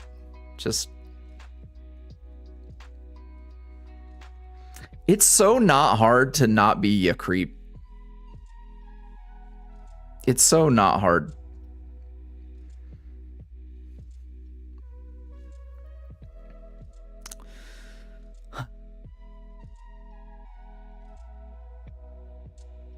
Like, I definitely think someone told him, like, hey, did you know there's like a whole thing about like Spider-Man actors and their like love interest counterparts like actually getting together IRL? And he was like, oh, He had expectations. me next. And it's like, no.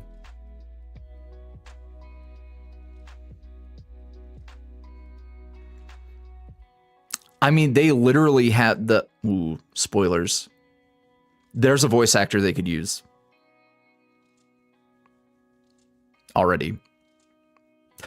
So, like, that's for live action. Sorry, bud. Yeah, seriously. Super Delulu.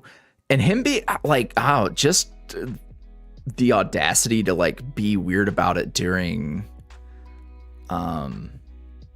like press tour shit is like, oh my god. Yeah, because it's like you kind of putting people in a weird position because they have to. Yeah, be nice like when cameras are on. Like what? Yeah. Well, see, that's why. Ooh. That's how fuckboys operate. They do it to you when you're in a position where it would look bad if you were weird about it, right? Yeah. But like he totally overestimated people's ability to see that you're a fucking goofball. Yeah.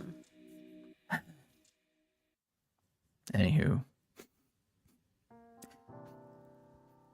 I know we're all over the place. Chat's really going off about some AU involving mythology that I'm unfamiliar with. I'm glad you're having fun. Oh, is it epic stuff? Oh, I see. All epic fans. I only know like does epic deviate a lot from the actual things? Because I'm a fucking nerd for actual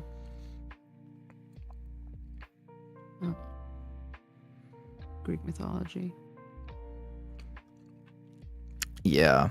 The only saving grace of like him doing this so publicly is like hopefully any of the young fellas who thought he was somebody to look up to see how like sane people have reacted to him and how he's been laughed off the internet. Yeah, it's just disappointing because it's like you were fucking killing it. Yeah, like what? I just don't. His excuse was wild too. It's like, oh, it was about art. Like, what in the like? It was about art. Ooh. See, you guys are saying epic. I'm saying Hades Town. Hades Town. I feel like Auron would fuck with Hades Town heavy. If you guys haven't listened to Hades Town, do it. It's so good.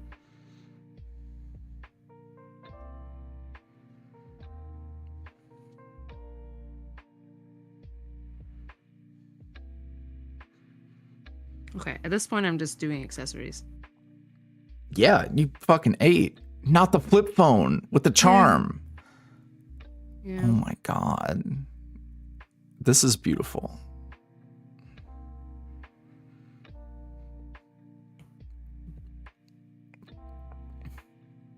Banger alert.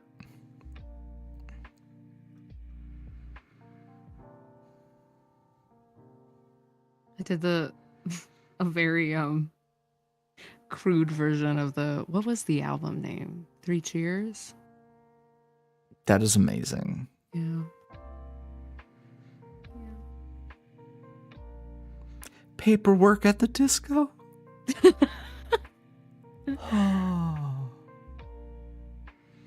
I don't think they're real piercings. I think they're fake. Oh yeah, no. Fake piercings. It's either that was like mom's one rule. Yeah. He gets like lash glue and like glues little jewels on his face. Does he have acne? I gave him a little bit of acne. Yeah, why not? He's a teenage boy. Yeah. It happens. I really like how he turned out.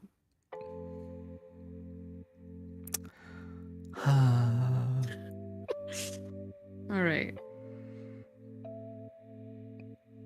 Let's color him.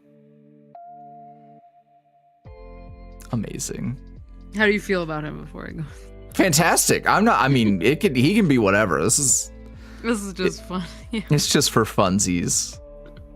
Do you want to now sketch out the adult version? Or do you want to do coloring for him? Whichever you would like to do. I think we can do sketching because yeah, then we that have way both we get of it them out of the done. way. Yeah. Eat your dearlies. Oh, there was definitely a phase. Shut up. There's definitely a phase where he was like, I don't want dearlies anymore, Mom. Stop! You think I'm a child? Like, you know what? I do have a headcanon that like adult Auron has gone to like eBay to find old Dearly's merch. Oh my God. And has it like stashed somewhere. Oh. Because it reminds him of his mom. I'm too old for Dearly's mom. Come on. What do you think I am, a kid? Stop. And then he's just like, don't be mean to her. I'm gonna get mad at him. Don't be mean to her. Oh, she's so sweet. not the dear. Dearlies are a fictional cereal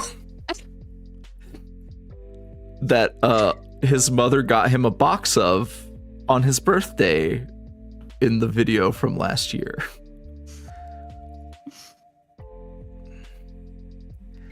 So Auron, this is the biggest call out. Auron walking during gym class, doing laps instead of running with the rest of everyone. He's got his little head. He like refuses to change in gym because he's insecure about his body. Oh. Oh. He really is a self-insert. Anemic king. Oh.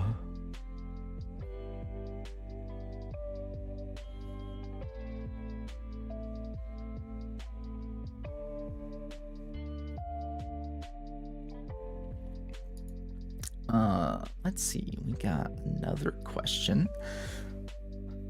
Always curious about people's character creation process. How'd you come up with Auron's name? Did it take very long?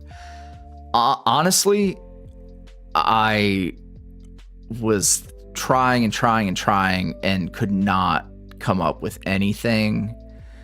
And then I was like, you know what name I liked a while ago? Auron from Final Fantasy X. And I was like trying to like,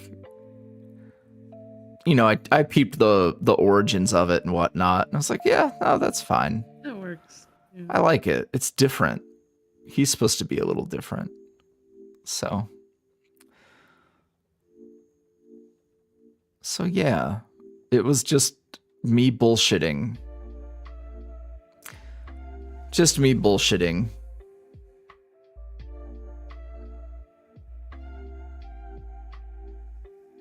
Welcome back, Sephiroth.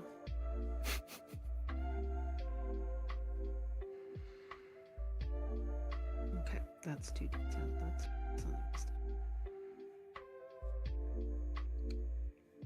Yeah, I mean, I wish I could call it a YuuriVoice original, but no. Do you guys I'm gonna give you guys a Christmas present. You guys want to? You know what? 'Tis the season. I'm so scared. I talked about this shitty Disney villain style man. Let's talk about it. Let's get into it. Wow, he's giving y'all a gift. I'm giving y'all a gift. I didn't even know about him until I was sent the I think the only time I've referenced him being a thing was when you had a sketch when exploring Emmy, and I was like, oh, there's a guy who I think we could use that for in the future, but I don't know. Have we shown people that? No, not yet. No, and he's I really like what was in the reference sheet, so I think it's probably just yeeted at this point. But so I've known that there was going to be a guy. This guy.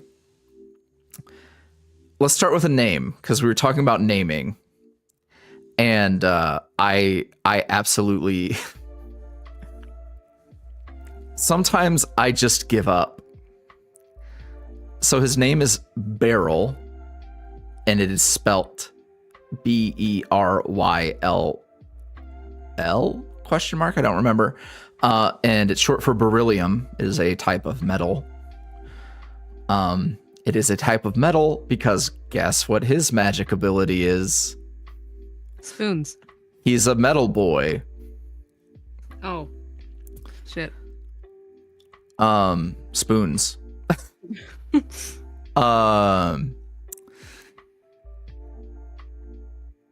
And he was one of the anointed, which is the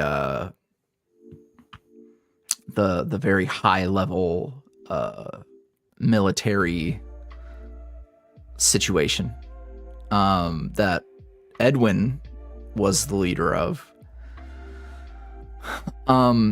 Except he is bad. Oh no. He is bad. Which is to say that after the fact, he didn't really think they were the baddies about things. He didn't really feel that they were bad.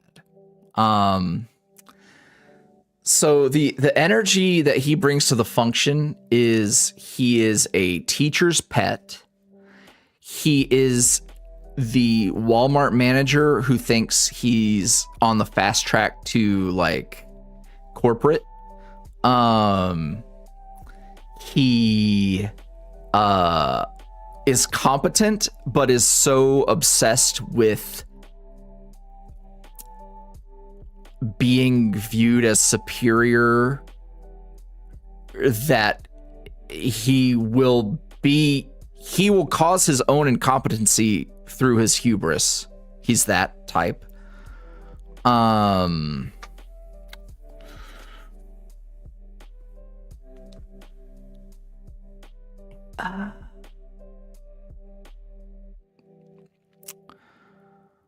So yeah. He has two positions that Have you ever tried this one? I knew that was coming. In Echoes of Everlast, he is what is essentially Edwin's replacement.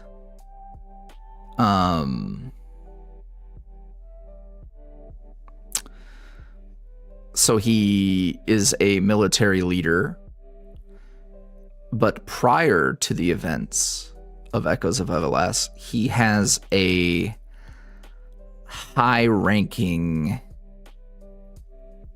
position at the College of Mages. No, he's irredeemable. You are not able to save him. He is irredeemable. He's a fucking wicked person. Hello, Brazil. I love. Don't no. Brazil. Tudo bem.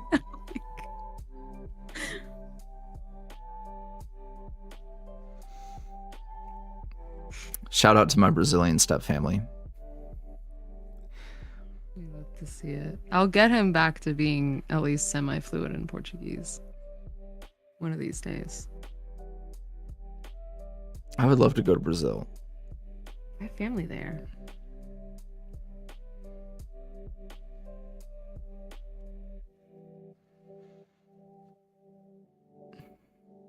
Oh my gosh. Hey, Stephanie. Everybody Ew. say hi to Steph. Our one and only Trish. We were talking about tragic sapphics earlier. I don't even know if you've, because I've only really yapped about this. I've only really yapped about this in streams, but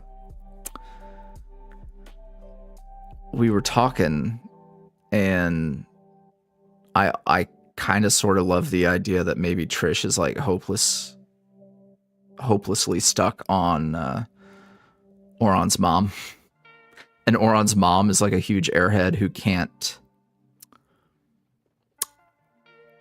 recognize anything. Anywho, the concept of the concept of looking after your unrequited lover's son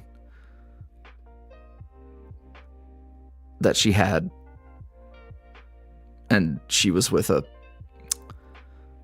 terrible person. Like, hey, ouch. It's I was like, wait, hold on now. Thanks, Capelrone. This eats in ways that I could not have predicted.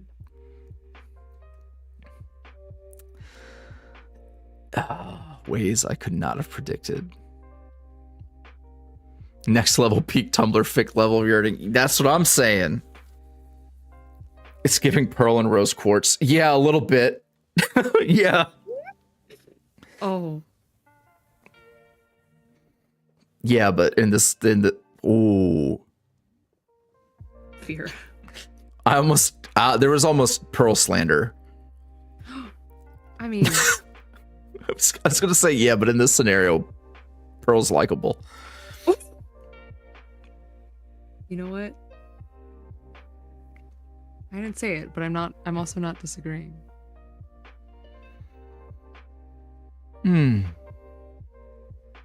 I say this as someone who enjoys Pearl as a character, but also recognizes that Pearl is a fucking mess. Let characters be unlikable.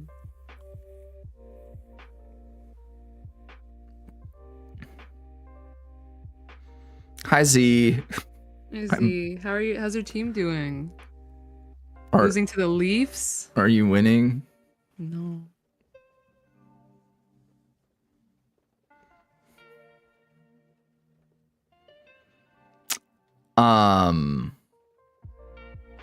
Anywho, Barrel. Yes, he's a barrel of fun. Haha. And I think he's going to be very hateable. There will be people who thirst after him just because Jackie has the secret sauce. Like, there's no getting around it. But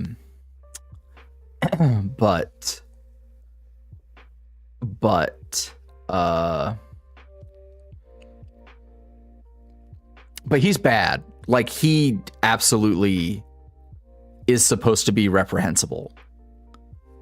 And if I ever see anyone shaming someone for wanting to fuck him, I will protect you. Get behind me.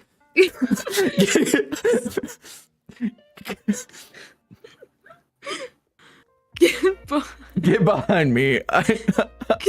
I'll take me. I need the meme of like someone taking the arrows from like the how-to.com art. What is that fucking meme? That'll be me. Stop. Is he just a oh honey, Derek didn't even get a chance to be bad. This guy is a fucking like, guys, they colonized people and erased their history, and he thought it was a good idea. Yeah, he's. In fact, he wonders why we aren't doing more of that. He's like really bad. Bad. He's really nasty. He's really nasty. Think that one guy from. How am I forgetting the movie now? Hunchback of Notre Dame. Frollo? Yeah. The guy who's literally in the references. He is! Fuck my baka life. Fuck my baka life.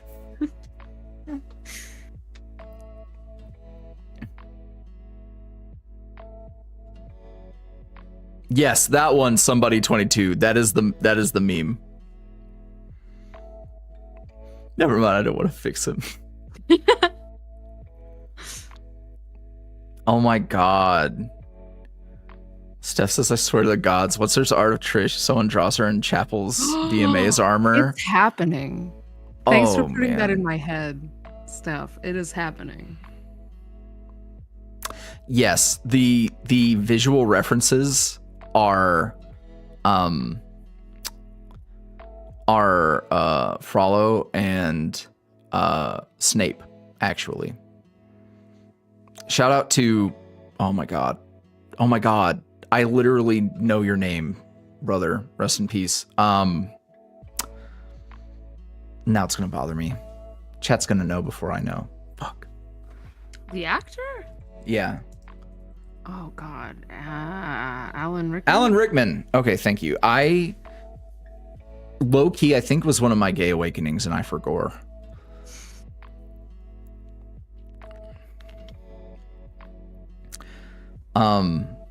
So there's 3 references. Well, there's a lot of Alan Rickman references in there, but it's Frollo, fucking Alan Rickman, and comic Tony Stark's goatee.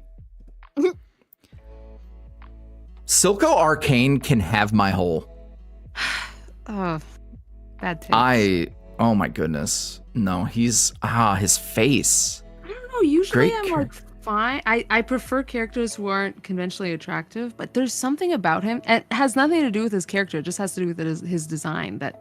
They were like, hey, let's cook up a real. Not for me. A real motherfucker. Let's cook up a real motherfucker when they made him. For real. They put rat poison in his recipe. Rat poison. I was like, your whole what for a sec? Fuck. No, I like him. Yeah, so this homie is supposed to be bad. But I will protect those who want to bang him. That's why, like, we had times where, like, if people are like, wait, Derek's kind of and then people like jokingly will be like, oh, ew, no, that's yucky. But like, if anyone is seriously like, oh, how could you possibly? It's like, because you're not supposed to. It literally boils down to that. Is like I shouldn't like him, but he is making me tingle. That's part of it.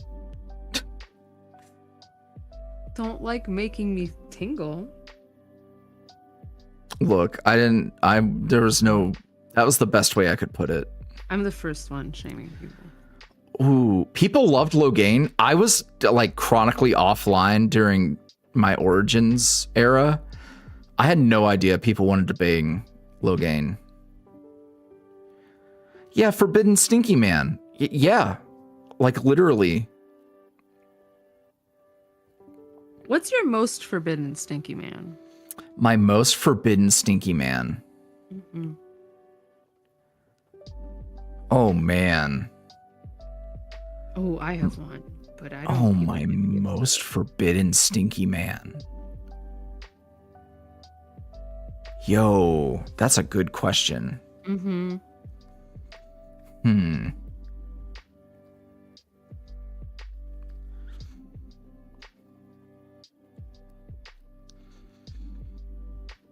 You know who comes to mind? I was never even there. Like I didn't go there. Negan from The Walking Dead is my exact type of forbidden greasy man. Yeah.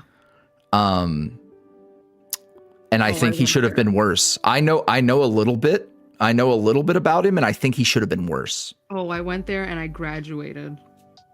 I went there and I graduated. Like, bitch, I was straight A's. But Negan is the correct flavor. Just reprehensible. You should feel. Here's the thing. When it comes to my stinky man, I need to. I need to feel a little bad. Yeah, it's like I need to feel guilty. Outcakes, but you need to feel a little bad for being like, yeah, I'd fuck him. I need the post nut clarity to make me feel like a bad person. I think that's self-harm, actually. Fuck. Jesus. But yeah, no, I mean, we could do a deep dive into how, like, that is actually a behavior. It is. That is actually, sleeping with people who are bad for you because you think that's what you deserve. Yeah. Actually. Crazy. Y'all want to know mine? Yeah, give me. Actually, I don't know if I want to say mine. Okay, so I do not. Sucks that I have to disclaimer it. I do not support. He's a fictional character. Don't support shit. I am not delusional. I know everything about this character and what he stands for, and I don't think he's just some hurt little guy. But Eddie Gluskin from Outlast Whistleblower. You know, I can't deny it. However, if I met him in real life, I'm running the other way. But that's, I think, simply because of how bad he is. I think that's my worst. Let's see. I'm trying to think, man. For a guy who like loves like media critique and getting into media, I can't think of things that I like. Greed from Fullmetal Alchemist was an awakening for me. Oh yeah, that makes sense. Oh, Greed. Oh God. Fuck. I'm trying to think of real bad motherfuckers, man. Like,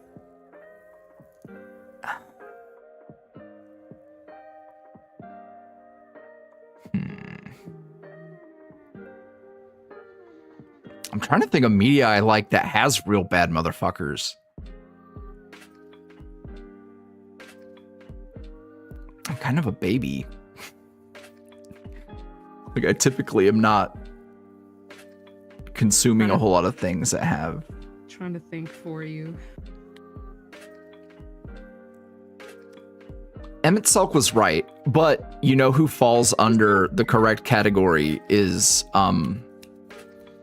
who's the fighting horny man? What? Fucking it's been a long time. Long-haired. Final boss. Xenos, yeah. Thank you. That's a stinky greasy man. That's a stinky greasy man. Ooh, this is not really a spoiler, but the body swapping quest. Yeah. Uh-huh. Yeah. Everything that set that up. They should have They should have gone so much harder. They stop being scared. Make it horny. Make it. Anywho. Xenos is good. I don't count Emmy because like I see why. Right. I mean, like objectively is a greasy, stinky man, but like he's not greasy and stinky in the way that like Xenos is just like that versus Emmett. Emmett has trauma. but Xenos is just like that. I feel like there are some my favorite greasy stinky men are just like that. I feel like if you give them a reason to be stinky, then I'm like, Right. Yeah.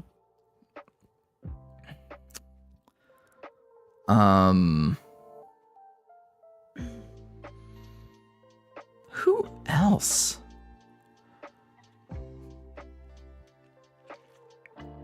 I know horror is filled with great options, but like I'm such not a spooky boy. Not William Afton. Okay, but in the movie, yeah. Oh, I would. Ooh.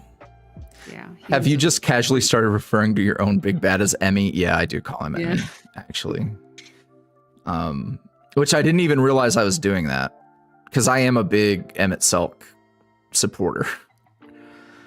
I liked some Emmett art the other day, and now my feed is all 14 stuff again.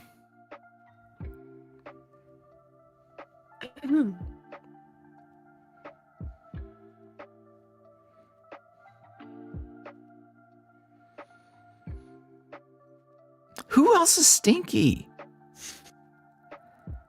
I'm trying to think of some real stinkers.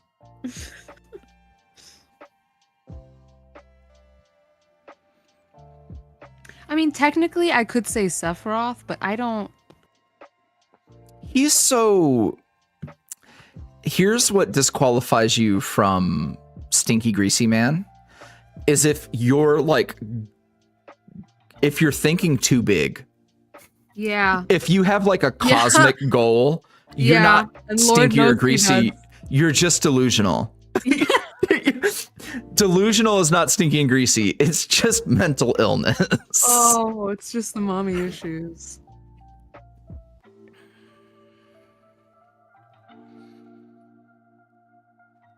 Yes, that's what we're working on now, is adult emo Auron.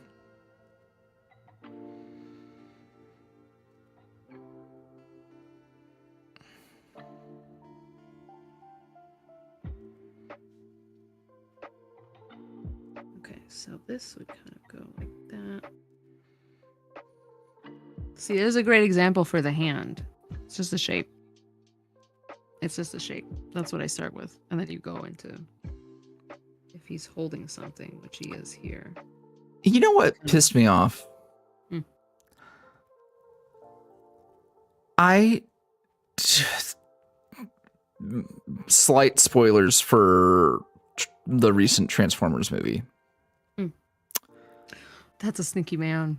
Sorry. That's one of my sneaky men. I didn't like how they got him there.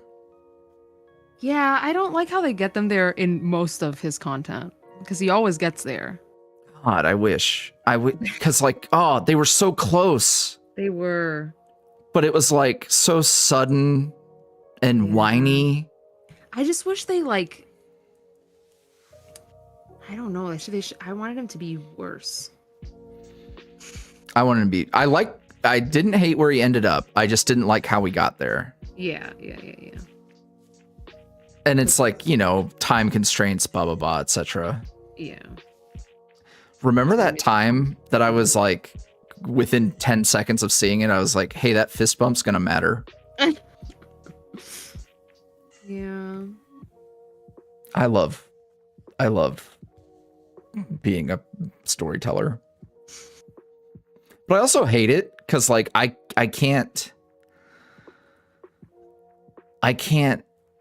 disconnect like writer brain, like writer director brain from how I consume things. Me with anything that's like animation, I can't turn my art brain off. I'm like, ooh, I see why they did this, and I see that, and I'm studying it. I'm like, girl, stop. Yeah, I remember I was in high school theater, and my teacher was like, "Oh yeah, once you start to learn a little bit about like editing and film and stuff, you won't ever be able to look at it the same." And I was like, It ruined "Well, I horror hope not." movies. It ruined horror movies for me because I don't get scared. I'm just like, oh, well, I know that's not real. Yeah, I don't have a whole lot of, honestly, Greasy Stinky, like Auron is a CEO. Real. He is a CEO. He has, but that's why I baked him with so much of that like fucking pathetic savior complex shit, and gave him this whole like, oh, he just wanted to protect people. Mm-hmm. Who was, hey, is it the bad guy from fucking, hold on.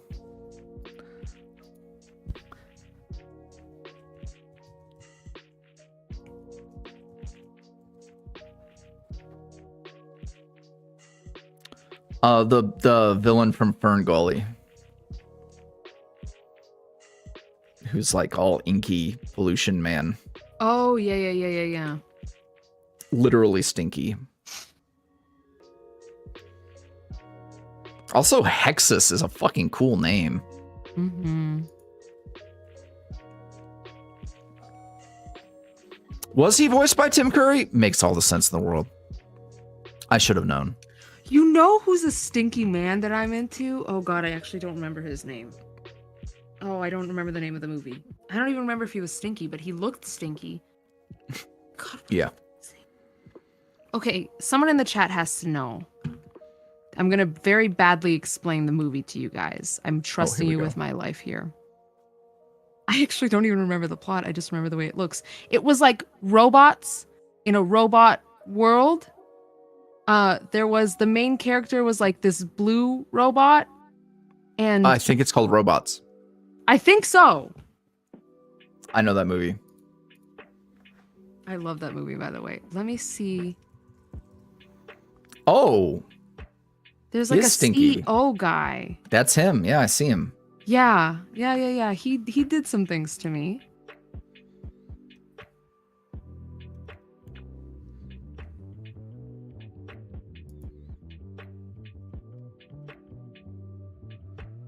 His name's Phineas with a PH. Phineas T. Ratchet Gasket. That's him. God, now that I'm looking at him, I'm like, girl, why? But also, hey. Oh, fuck. Bald. Who was the virus in that movie? Oh, I can't be forgetting that movie. I love that movie. The animated movie where it's like half animated, half real life, and it's like the human body, except the cells are all people. Osmosis Jones. That was referenced earlier. Somebody in chat mentioned him. It was Thrax. Yeah. The scene where he like drags his claws and it like rips apart. I forgot what he's dragging his claw on. Girl. Hey, characters with claws. Can we? Yeah.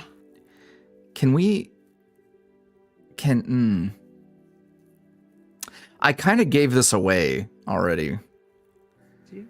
When we were doing the like fucking off the top of my head D&D thing during the Extra Life stream, and Withered Finn had like body changing situations going on. His arm turned into a scythe.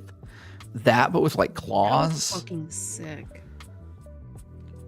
Yeah, I kind of gave that away. I think that's probably a canon ability. Because why not?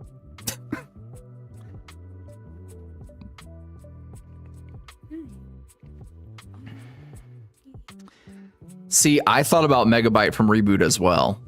Whenever we were talking about a virus, I was like, that guy? I'm really bad at drawing cathedral windows, but I want to give him a cathedral tattoo. Someone earlier, was this in the forum? Let me see. Hmm.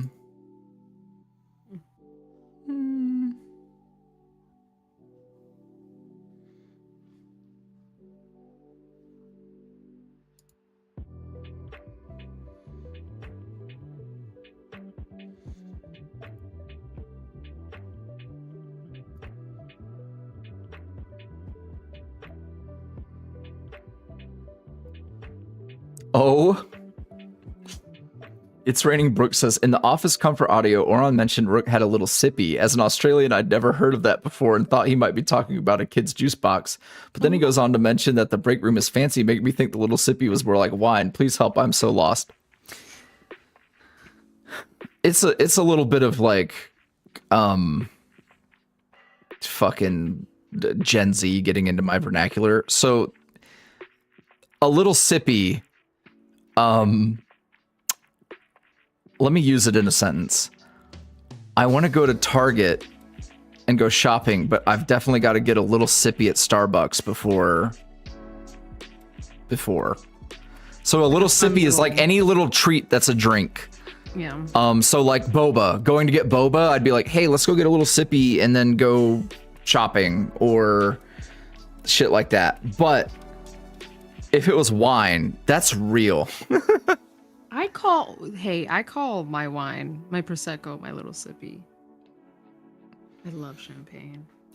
Al doesn't have a tattoo anymore. That was retconned.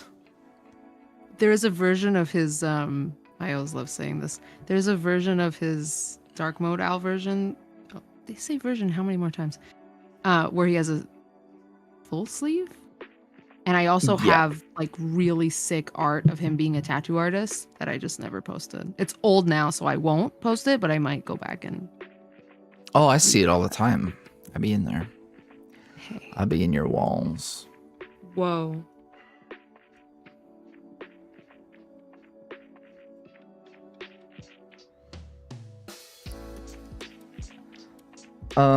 Which parent did he get his hair from? I'm gonna say probably mom. Just because I feel like that's the one that we're most likely to ever end up seeing. So it would just kind of work.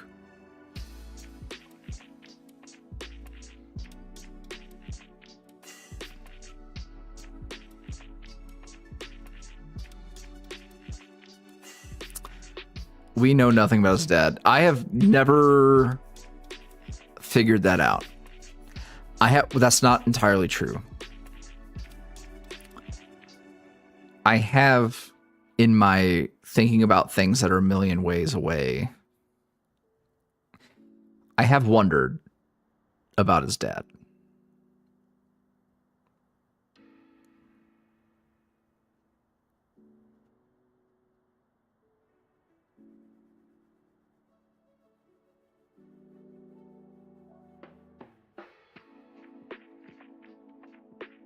Ooh, Auron with a back tattoo would go nuts. Oh my god. Oh, we as listeners know nothing about his dad. True, but also me. Do we ever learn what happened to Auron's bio dad, or is that a shattered spoiler? No, we don't. We don't.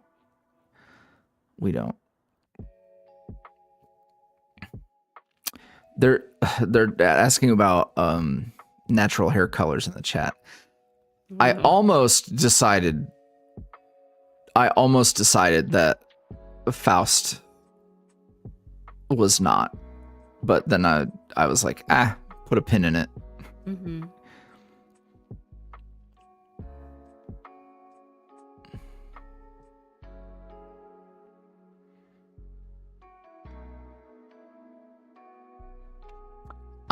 Here's the thing. I've already, with Alphonse, his hair color and shenanigans, like, it is part of the character now. Like, it's part of his emotional arc. So I don't want to.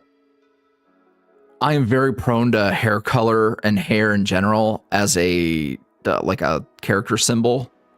So like whether it's dark hair versus light hair, or cutting your hair to signify a transition, etc. and so forth. And I was like, I need to be very choosy about when I use these. Because Alphonse is very prominent, and I don't want to be like, everybody gets a hair thing.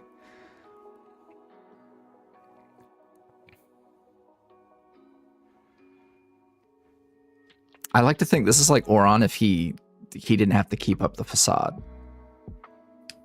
This is after Rook rehabs him. Stop. Nurtures him back. Nurtures him back to being. This is what they mean when they say I can fix him.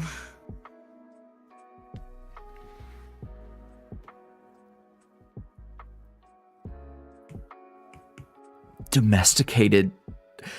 Not domesticated. That's such a great way to put it. Domesticated Auron. Oh. Good end writer Auron.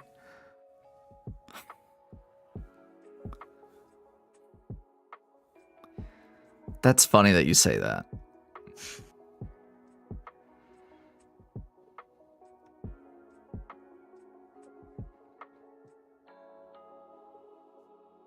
Elaborate about Al's dad. I've sort of missed the train of thought here. But now I'm going to talk about Al's dad, I guess.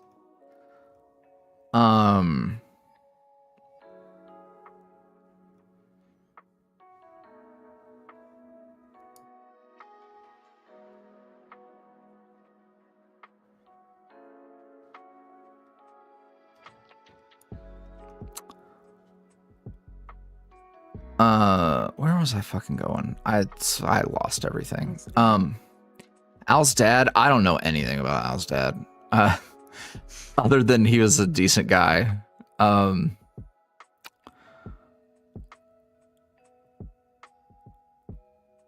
That's not true. I know a couple other things, but I don't know.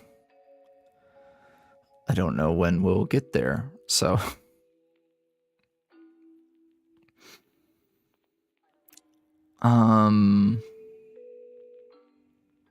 what else? Yeah, we're gonna have to fucking design Seth's dad. Yeah.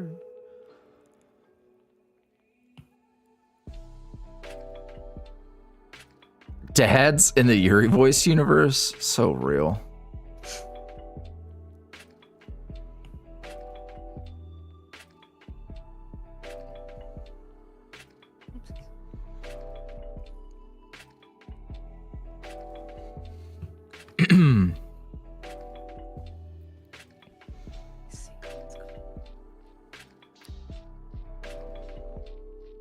No, but really, because for all the mom stuff we got with Jesse, like it's dads that are really gonna bring the pain. What I'm scared of.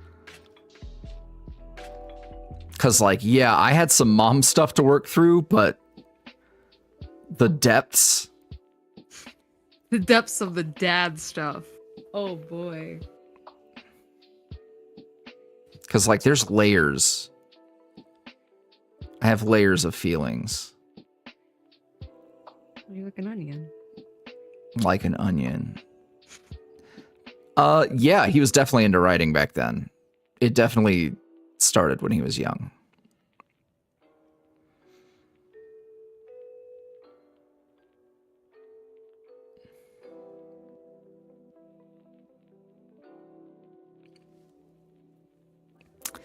Yeah.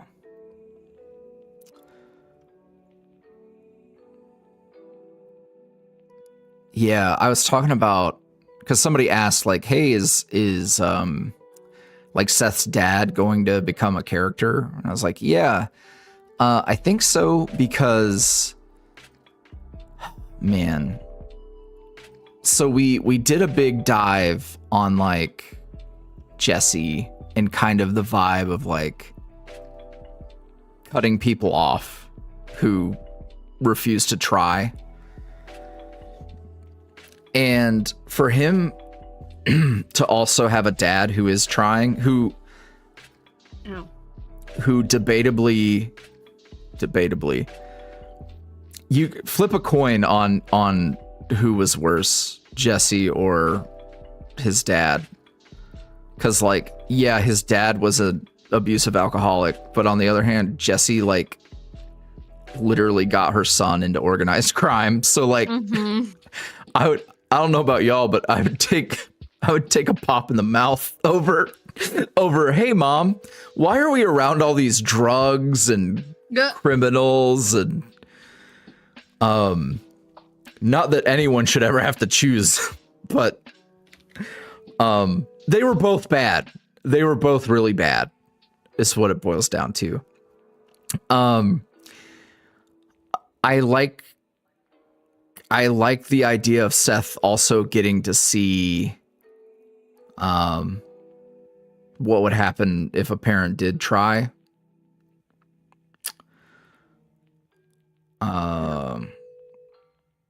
And also, the point that I made on Tumblr was like, as a son of a dead dad who never got the chance to do it, I need to explore what it would be like, for my own funsies. So yeah, I don't know. I think it'll be good.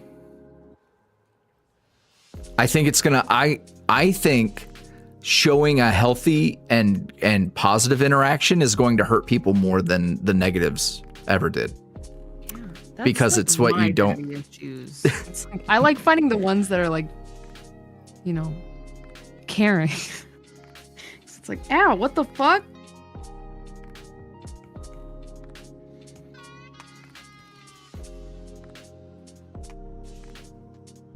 I don't want to give him a super.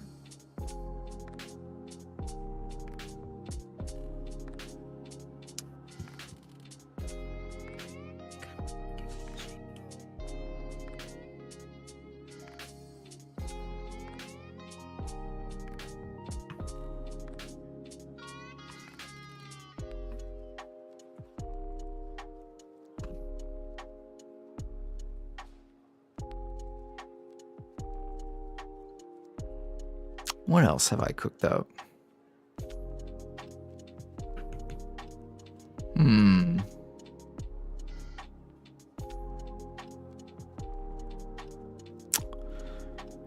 Oh man, there's stuff that y'all aren't even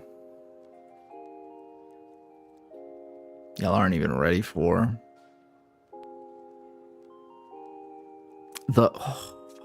Oh man.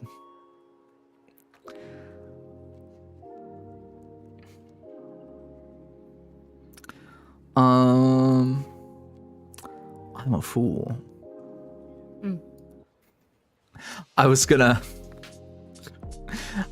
buy however many more plushies needed to get to 500, and I forgot. 485 though, I feel good about it. Yeah. Given the time of year, that's the big thing. Like going back to back at this time of year too is too much. Is too much. It's tough. That being said, I didn't think we were gonna get that far. So,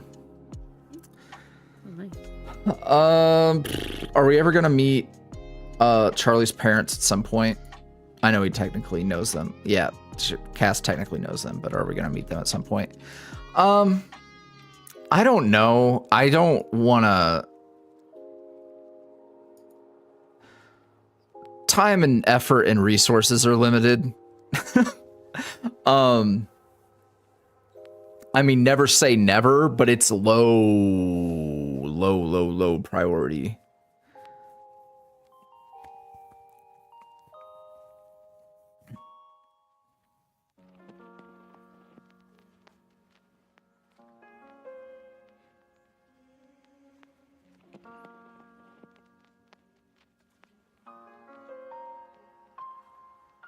Hello, Moon Banui. I love that name. We confirmed earlier that My Chemical Romance was his shit.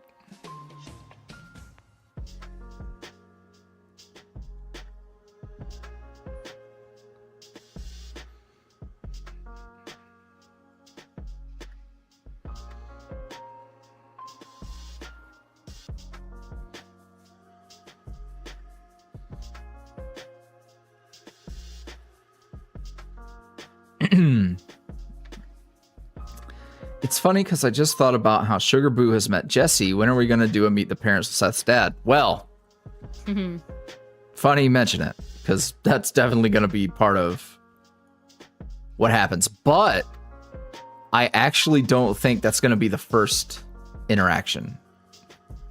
I don't think that'll be the first time he's on screen. Oh. Yep. Which I just remembered that. I had forgotten.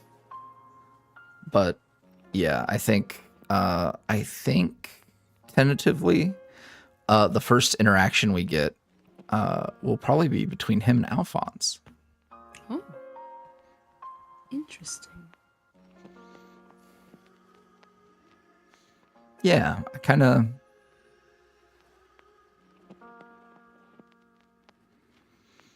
like the idea of two guys who are feeling some kind of way, but are removed far enough from each other's struggles to talk. Mm-hmm.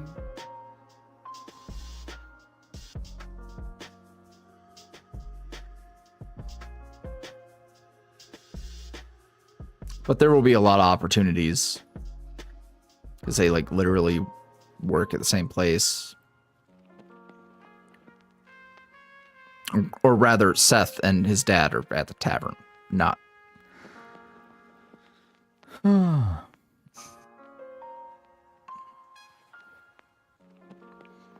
Z says, please inform Jackie that the Leafs suck, by the way. Hey now. I mean, you're right, but yeah.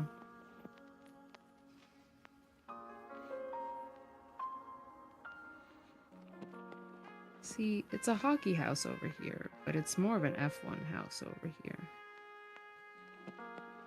Are we having deep chats? I'll cry. Oh, just talking about Seth's dad.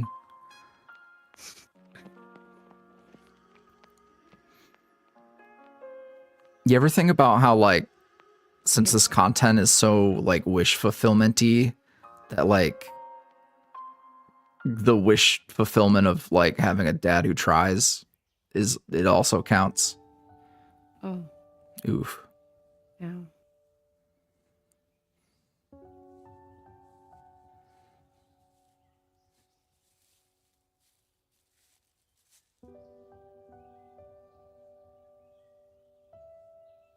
Whoa, hello, why that? Because Seth. It's always Seth. Because Seth. I'm excited for sweaty punching a Sweaty bag, boxer Seth? Ooh, wait till you find out why he's working out his tension on the heavy bag. Yeah. Ooh. Yeah. Ooh. The opening, I gotta say, like, my concepts have gotten better. Like, That's fair. Yeah. the way that this episode starts is better. I mean, there's a very specific part of him talking. I'm not gonna spoil it, but him talking his shit in a comforting way. Yeah.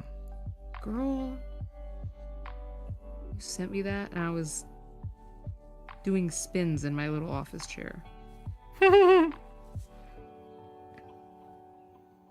Will Auron ever put on eyeshadow again? Maybe.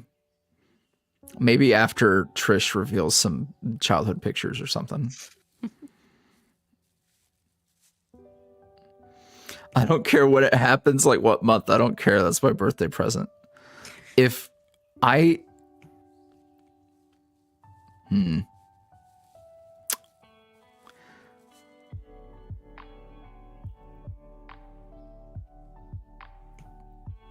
don't know. I'm not going to speak on times, but I would like to follow up the Bittersweet Director's Cut fairly quickly with a new episode of Bittersweet.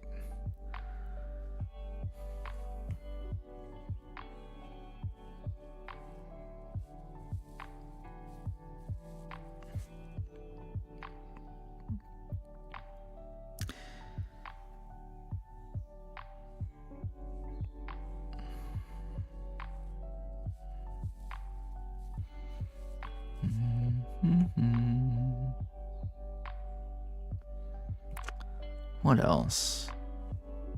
Also, the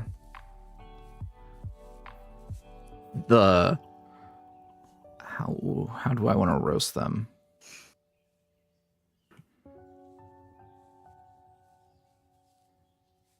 I don't know. I don't know how to roast them. There's gonna be, I don't know, people who, there's good food. There's good food coming for people who like it when the closeness of the trio gets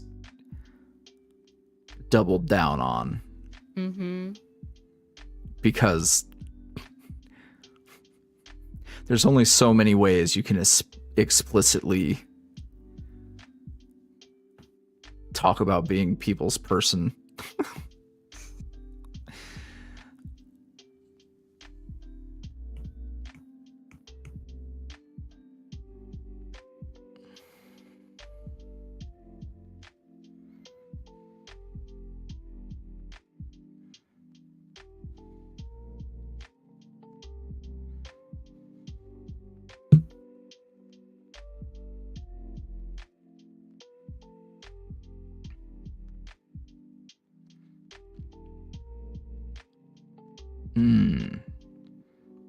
What was that? Hold on. Where did it go?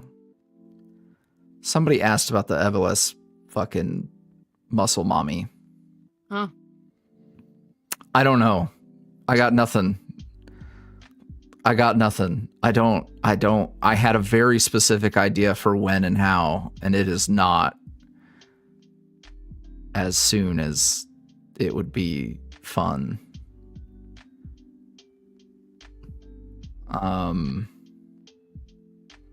Anywho, the amount of like Rhea Ripley references will be ridiculous.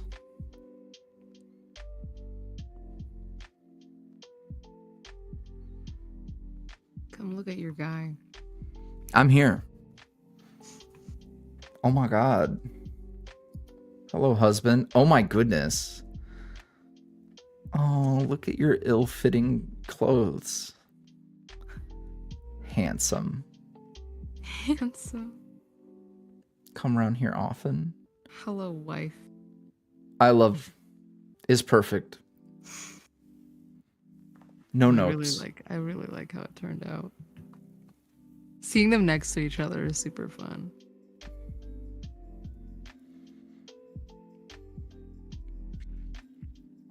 That's wife.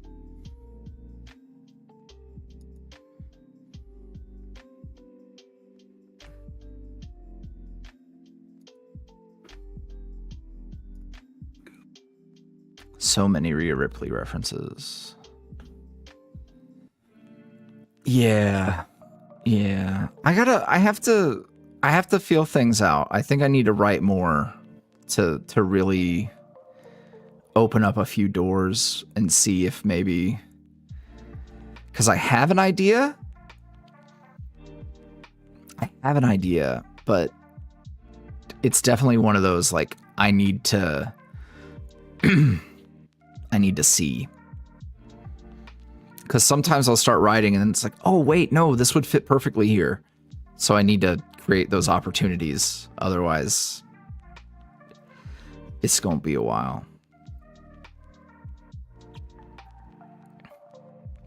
I can share that she might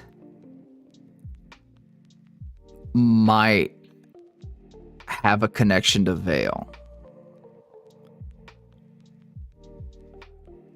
But that could very well change, because I've thought of a couple other ways that she could be involved.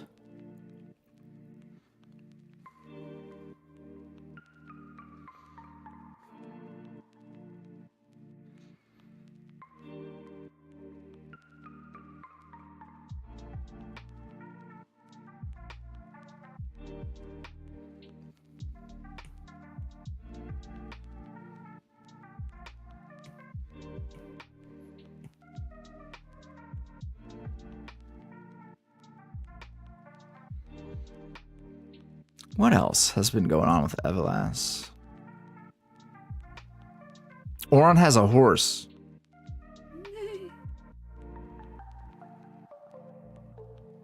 As he should. That'll be fun.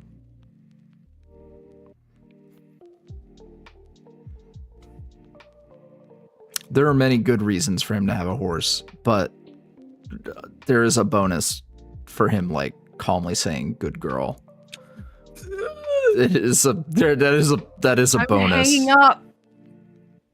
That is a little bit of a bonus. Fuck. Yeah, Grace is her name. Miss Gracie.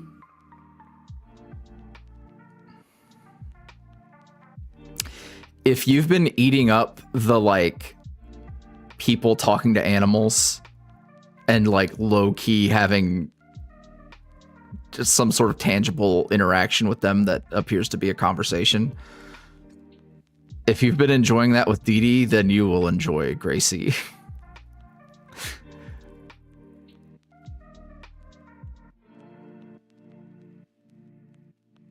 Thing is, now every time somebody's like, "Hey Jackie, who's your favorite YuuriVoice character?" I'm gonna say the horse. That's fair.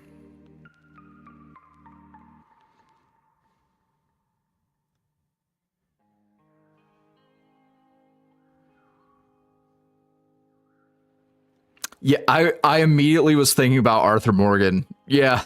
Yeah. Uh-huh. I was like, yep, that Waiting makes for sense. Somebody to say it.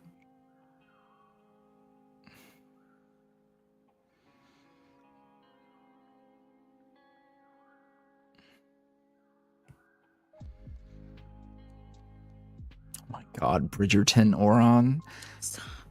Man, we don't have time to do that. Wait, what if I changed everything? No, let's not. No. No, Guys, it's just, what did you no. What if No. there's a whole, what if instead of a nightclub, it's like a themed party? Oh, that would be cute. Do you see? You remember what I'm talking about? Yeah, Oh, what if we just did that instead? that would be cute. Oh, but both of them. Oh, no, I think it has to be the club because of other reasons. But Mm-hmm. it would be so easy to have a themed party, Mm-hmm. like, in universe. Oh my God, period drama AU would work too. Oh my goodness.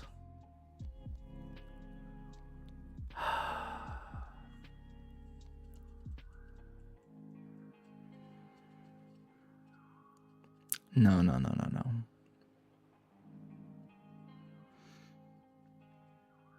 But yes, also. I see the vision. No, it needs to happen. Especially with him. Like, it works too good.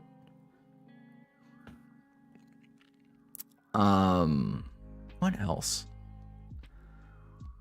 Him and a horse.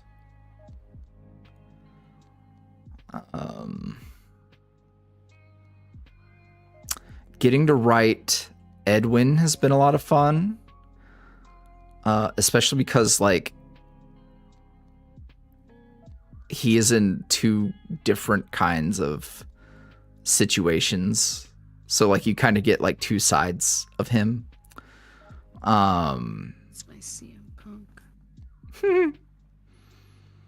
He's gonna be so fun.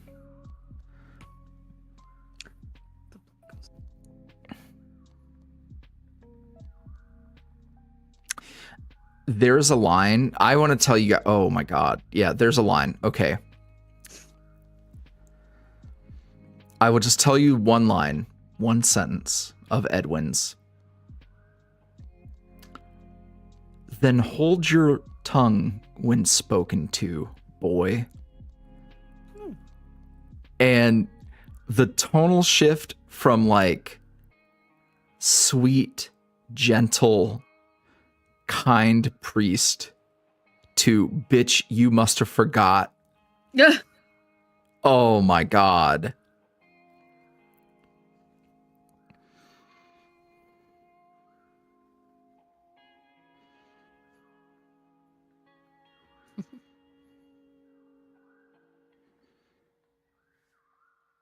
It's going to be great. Sam is going to eat that role alive. He's gonna love it.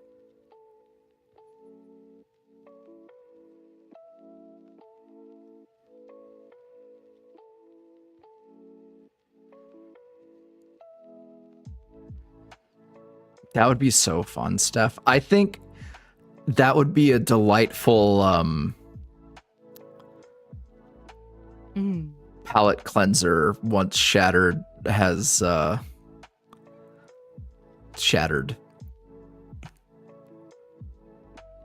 Oh, I'm so excited.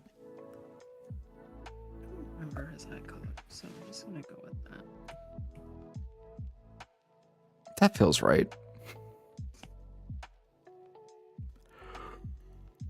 Did I give him red eyes? I'm like, I don't think so. I don't fucking remember. Thanks. People be like, what color is so-and-so's eyes? I'm like, oh, fucking zoom, enhance. I don't know. A color. Does relaxed Auron still drink just black coffee, or does he indulge in a bit of creamer or milk now? It's probably still black coffee. Yeah, probably, TBH. yeah.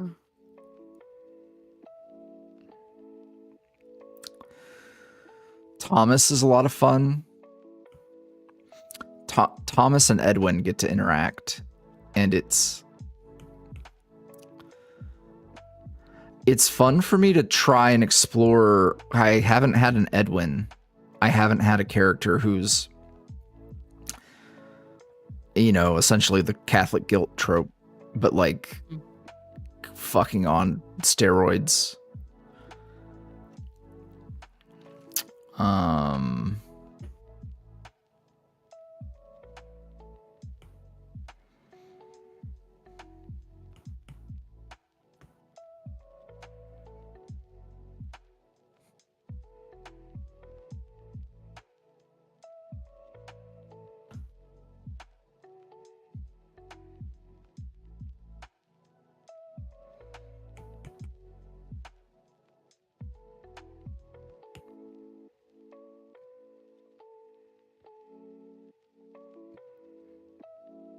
Auron's employees would be like, what?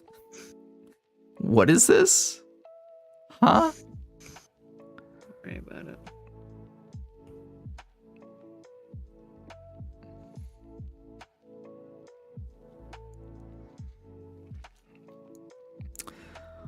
Oh, what else?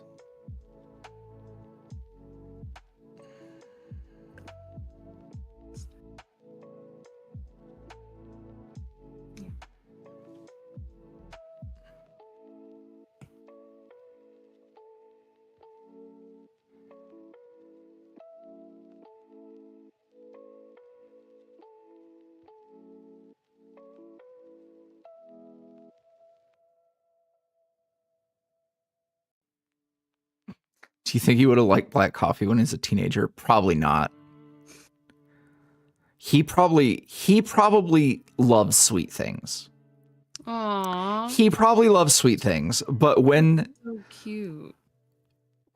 When he had to become the creature, he was like, "Oh, I have to change my whole personality."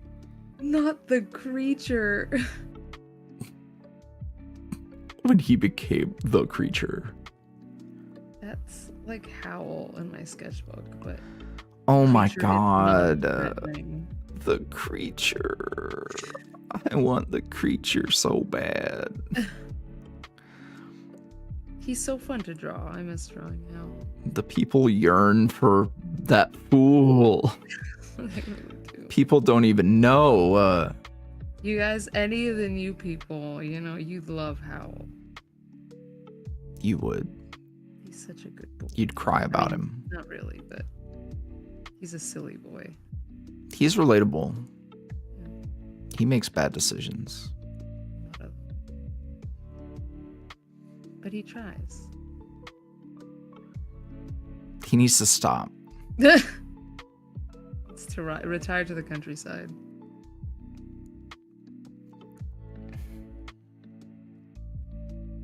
Maybe. Maybe one day. Maybe one day.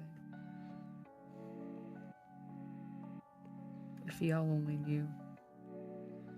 If y'all only knew the things that I want to cook. No, Howl, my D&D warlock, who makes bad decisions.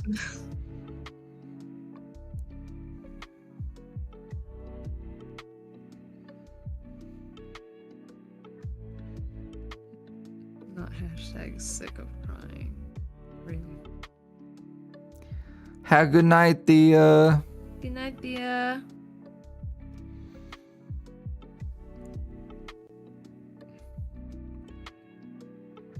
I might eat some fucking Alfredo tonight. That's just gonna be.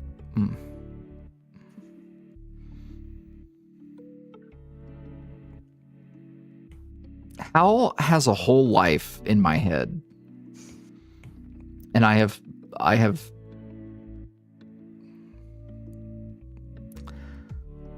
pitched things to people.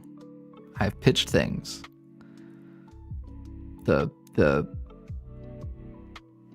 The Halloween one shot was a dipping my toe in to see if we could. What is he doing in his life right this second? Pining. What if I told you he was pining? That's funny. What if he was yearning? Yearning, pining.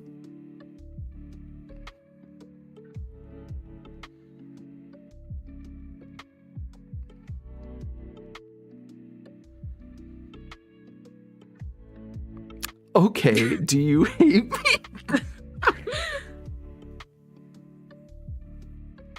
Feels like a very him thing to do. Well, it's only the logical progression of someone who thinks they don't deserve anything good. Oh.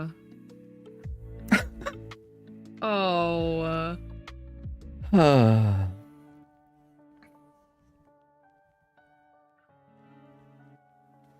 love that boy. Hey, maybe one day y'all will know. One day.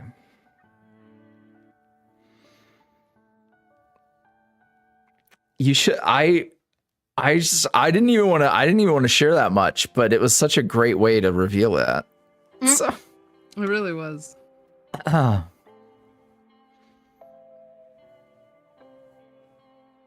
We are talking about how. Yo, why my legs are strange? Like, why do I need muscle around my shins? Because they pull at other muscles to make your leg move. Yeah? Yeah. Shove my foot up your butt. You don't. Oh, somebody asked what kind of Alfredo. Chicken Alfredo.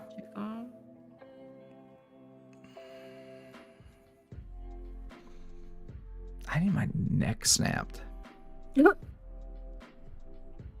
My legs are strained or strange, both actually. But strange was the. If you actually have it out for me, I'm sorry, Z. See if you knew. What was Howl like? He was the best guy around. What do you mean? Murder? What murder? So, Howl was a young man who wanted to be a hero. and he adventured, and he tried really hard because he made friends. And see, the only other friends he ever had were the friends he had back when he was an orphan at an orphanage, and they all died. So, you know, he was really hesitant to make friends again, but he made friends. And the thing is some of the friends were like family, but what he found was that sometimes family is unfair.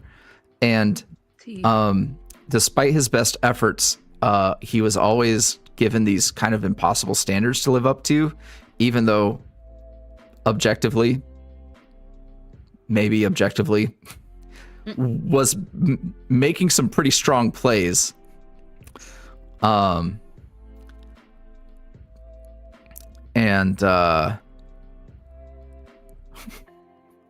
just a D&D boy from a long time ago. So he found a ring, and that ring had a demon in it, and he made a deal with that demon and became a warlock. So he it is the most D&D character backstory. It like, and I love him just beat by beat. So yeah, they started venturing. Oh, and he like low key, the whole group like gets adopted by a cat man who was very nice, but also kind of a fucking pain in the ass.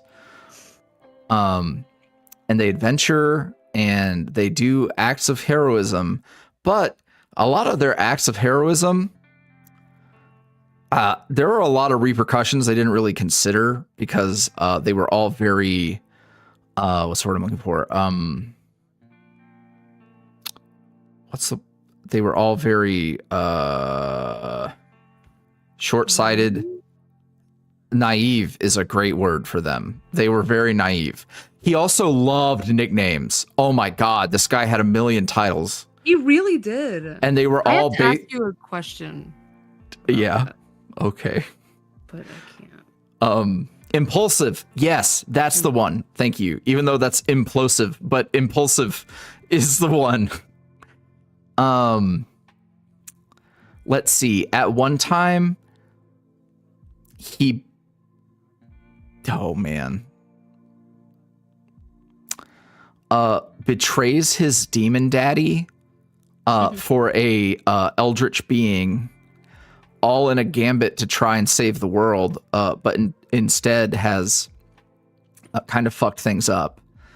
And everyone's very mean to him about it, even though they should be pretty mad about it.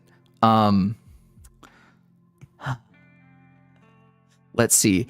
There was one of the friends in particular who, like, he really wanted to get the approval of, and that one particular friend definitely all the time moved the goalposts.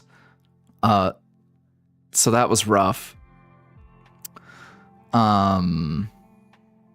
He got beat the fuck up by a circus man one time. Boy, did he. Oh my God, he got his ass beaten. That was one of my favorite bits, actually. There was this beautiful part where, like, they were in this really meaningful statue/lookout tower where the lighthouse bits shine through the eyes. Oh yeah. And he was fucking like up there and thinking about life and everything. There's even a song that I specifically attribute to that moment where he was kind of contemplating who he was going to become. Oh, I remember that now. And then he proceeded to get his ass beaten. Handed to him.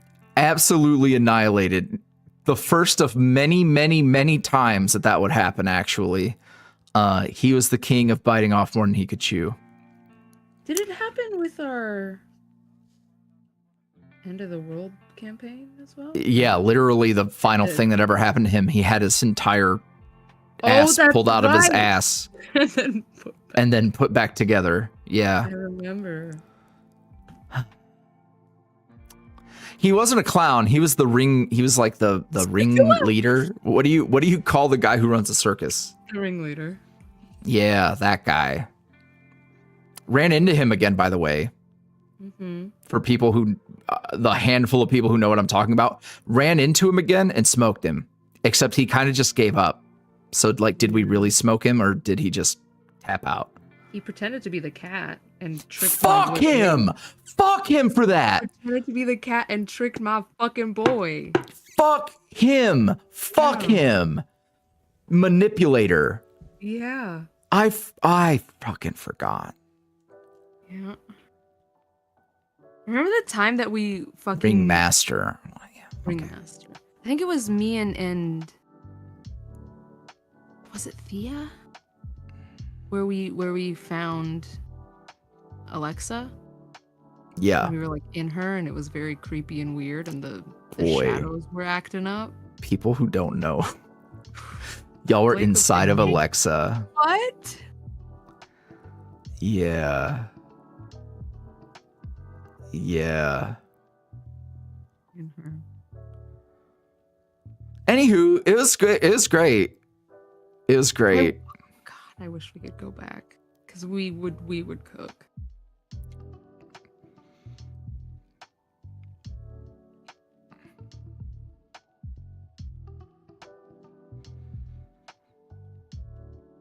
Sorry, Alexa, we were inside of you. It's okay. This anytime people who have played D&D, it's a canon event.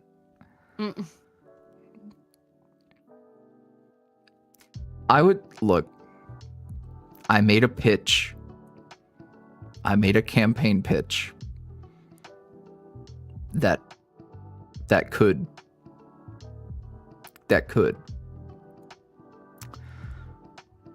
But maybe not. It all depends. Not, we have to like tell people, because I can't. Oh yeah, we'll make a little fucking like comic or something. Please, oh my god, that would be incredible. The way you drew him. Yeah, that's my little baby boy. He just wants to be a hero. He really does.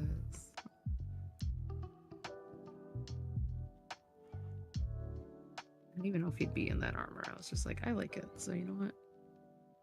I mean, I have a thought. He realistically would look very different, but I think I like the idea of maybe him putting on a glamour to show. Oh, God, we would eat so hard. Yeah, I know.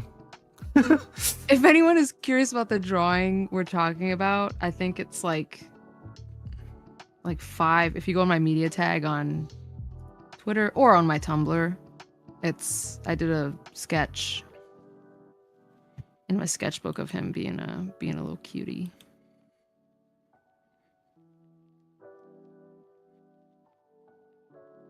I should have pulled it up, but I'm lazy. That's fair. Someone asked, what size canvas do you use? I use a lot of different sizes. This one, there you are. If you would like to know. This one's big. I'm used to just clicking the 11 by 17. I think it's 11 by 17. It might actually be bigger than that. The one that's used for like video templates. Just because when I'm going in to do stuff, that's the one I usually click for YV stuff. And then, so I'll click that one, and then I'll go in and crop and resize it for how I need it. So.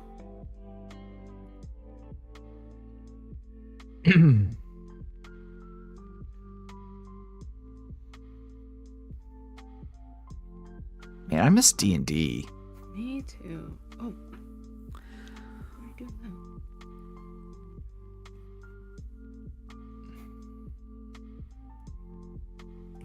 You know what? His hair might be a little bit more red in this era. Oops. Oh.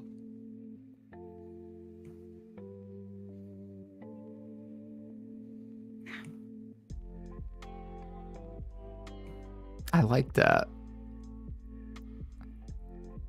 Oh, baby boy.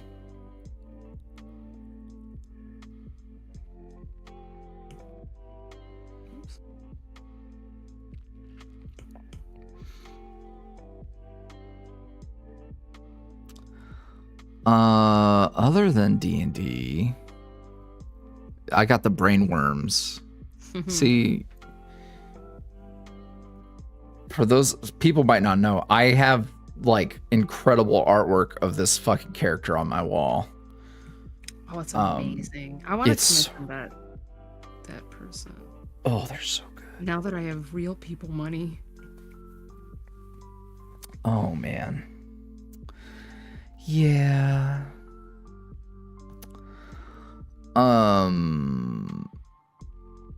What else is going on? The real tea is that I put a whole lot of Howl into Finn, and that was how I got excited about Finn. So if you guys are wondering what Everlast Finn might be up to, that was my way forward. Was like, whoa. I love me a well-intentioned fucking nightmare person. Auron plush when? I think so many. I think Finn will probably come next. But honestly, depending on how long Shattered goes, it might make more sense for Auron. I'm not sure, but yeah, I do see a whole lot of like, I basically have Howl blue balls. Even when we went to do more, I still had Howl blue balls.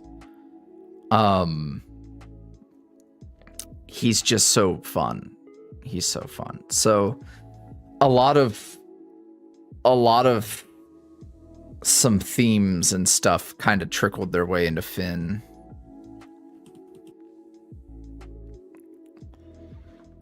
I don't know if there will be a re-release of anything ever. I don't know if I keep if I keep growing and get big, so big that I'm undeniable. Someone was selling their plush because they had to make a bit more money. I think they had some financial issues on eBay for the same price. I don't know if it's still available, but if you can find them, I know they were on Tumblr somewhere.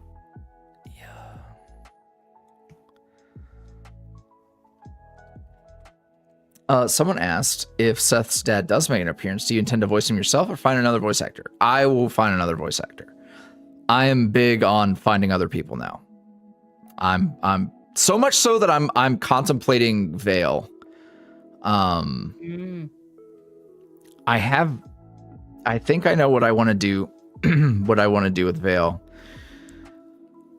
But I ain't gonna lie, it's been nice fucking giving other people work. It's been nice not doing all that. So but no, I definitely think, because like I'm my voice is getting tired, like, so I'm gonna I don't got it in me.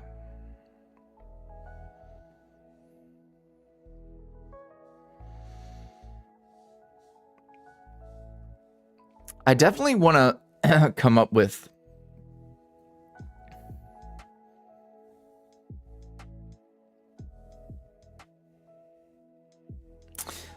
I can't wait for you. So I have you got some good shit coming up. There's a whole the interactions with Trish and Rook. So excited to so fun. Design Trish. Well, especially because like getting a character who has a unique perspective on Auron is kind of fun from a listener's POV, because like being able to make some judgments based on like a third party's input type deal, where it's like not every, because realistically, anytime you're with someone, you generally will get to have interactions with folks who have other experiences with them. So getting a bit of that is cool. That and Trish is fun, which there will be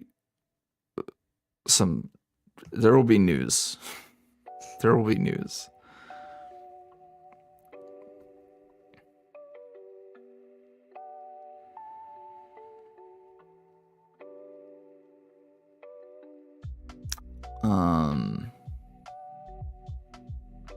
Faust should be coming out of the walls too. I just have to make some decisions.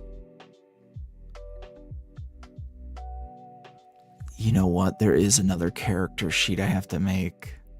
Oh shit.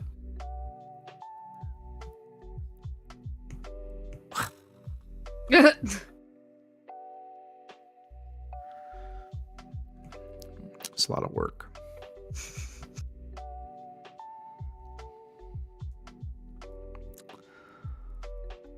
Yeah.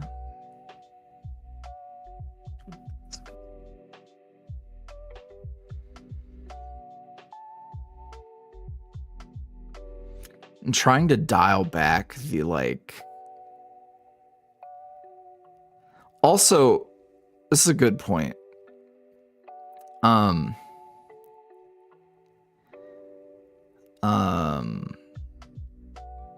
Well, how good was the point if it just immediately fell out of my head? I'm enjoying creating characters that aren't explicitly made for selling you sex.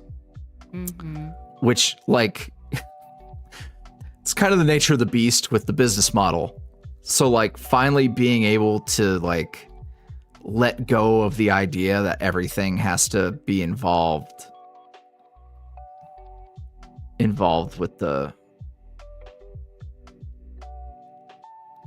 with that. It's like, oh man, you mean I can add dimensions to these characters that don't ultimately objectify them? Which, like, don't get me wrong, I know what I do for a living, but also it opens up new avenues. It lets me think a little differently.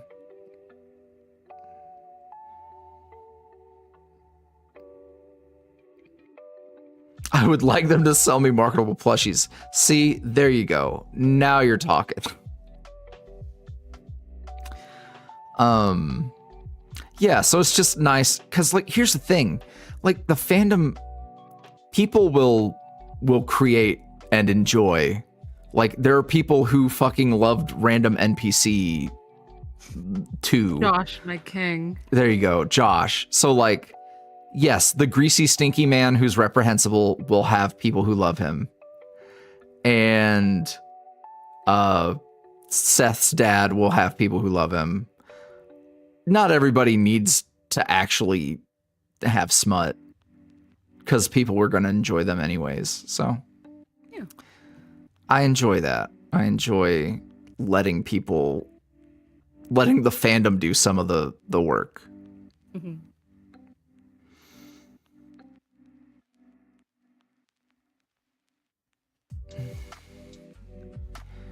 I have an answer, probably. Things are slow, so I'm not too fussed about the question form.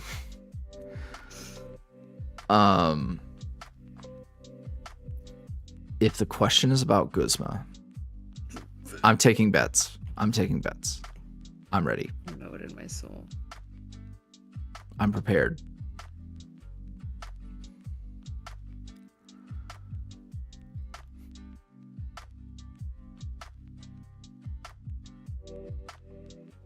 I'm also getting a little ambitious, finding, like, can you make my OC? You know what? I'll get right on it. No. No, I'm gonna do it. Oh. No. I'm making an executive decision. That'll be great. It'll be like On 2 behalf circles of Mr. Voice. and an angry face. No. Oh. My eardrum.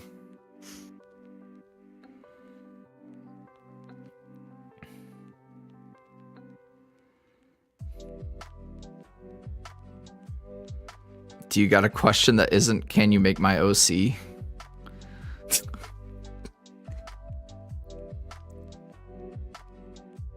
Guzmo is wonderful. I don't want to see what she looks like. Unfortunately. I'm sure your OC is lovely, though. Also, you don't want me to make them. It would look like a fucking geometry question. You have good line confidence. Pythagorean.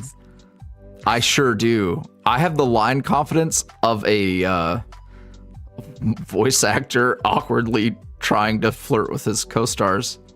Oh. Oh? Crazy word. Protractor made me clench. I don't like a protractor.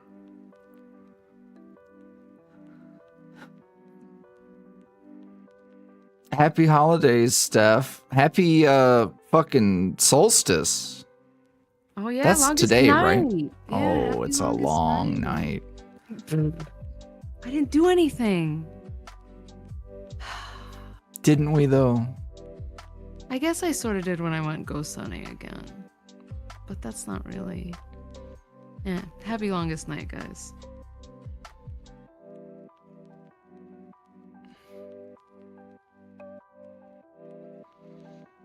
The art will get posted. I'll probably everywhere. I don't mind sharing it around. I saw your question, Samantha, and honestly,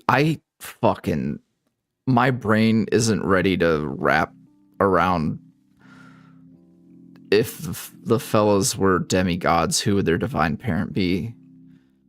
My brain.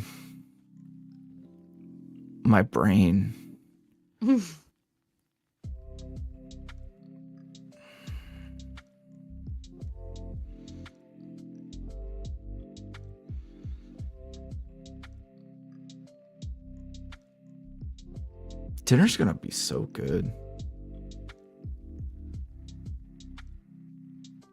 Am I actually gonna wait for that thing to bake though? That's gonna be an hour. Who do I enjoy voicing the most? That is my most frequently asked question. And the answer typically whoever the fuck is the easiest to do at the time.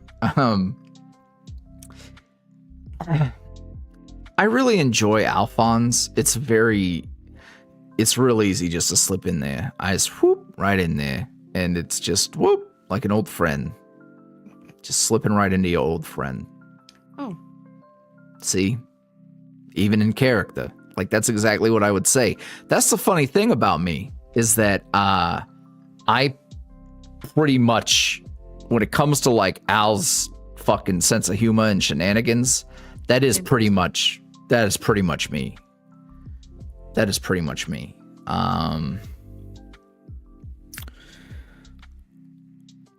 So yeah, it's very easy for me to just Alphonse. Come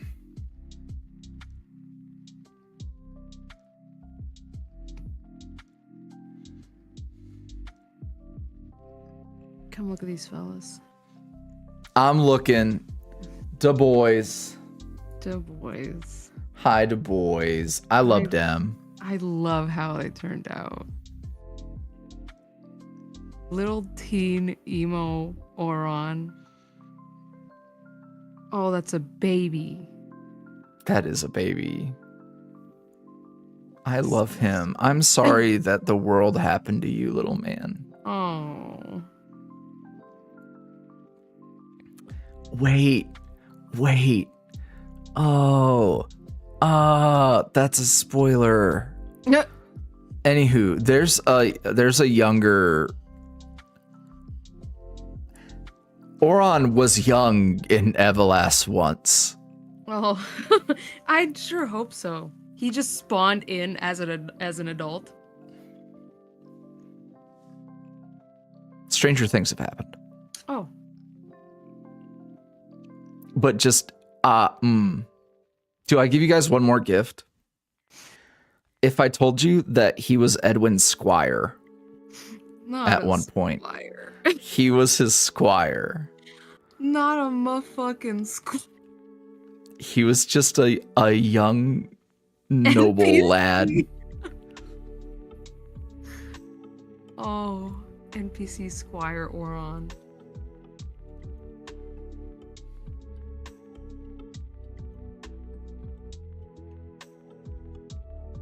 This is my favorite part.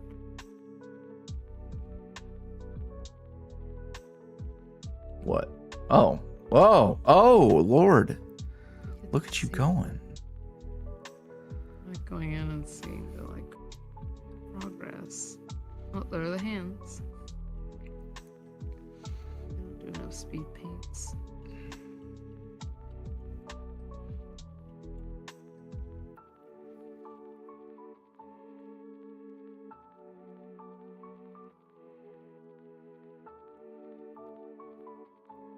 Art's crazy.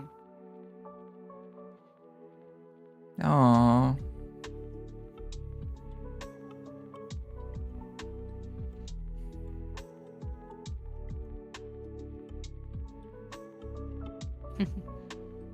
I just had the most TikTok edit idea ever.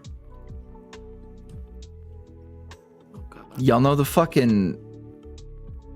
Oh my god, I don't actually know the name of the song, which is a shame. But the fucking, like, do I look like him sound that's big on TikTok? 1 billion edits have been made. Thinking of, like, little baby emo Auron. Oh. But seeing Everlast Auron grown. Damn, we can make some good fucking... I do like Tyler the Creator. Several of the new songs are very good, actually.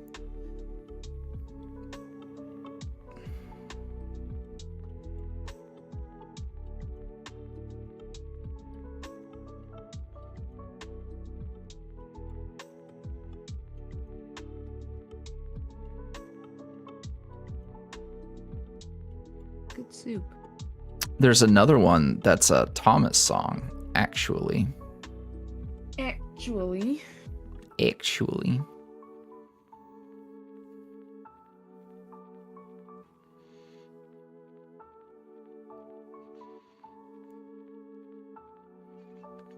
TikTok edits are... We can't lose TikTok.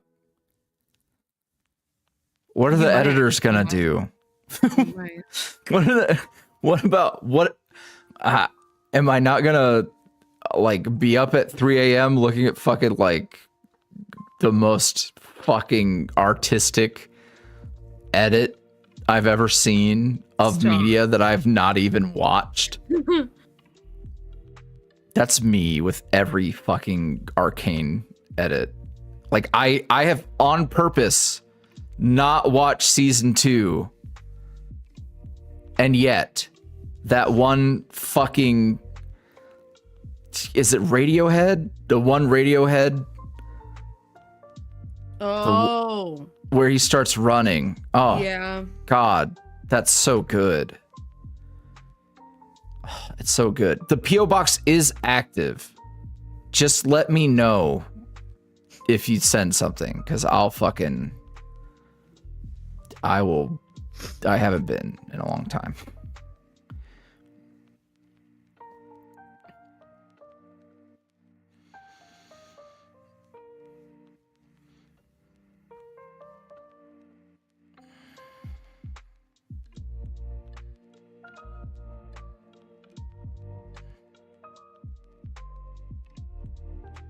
We're gonna go watch Sonic. Oh my god.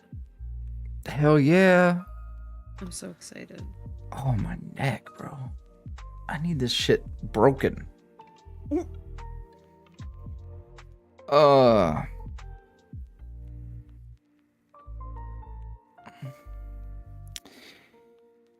Scarlet Torchic asks, when Everlast's world becomes as vast as you wanted it to be, would you consider making a homebrew adventure for D&D? Maybe. I think it would be fairly easy. I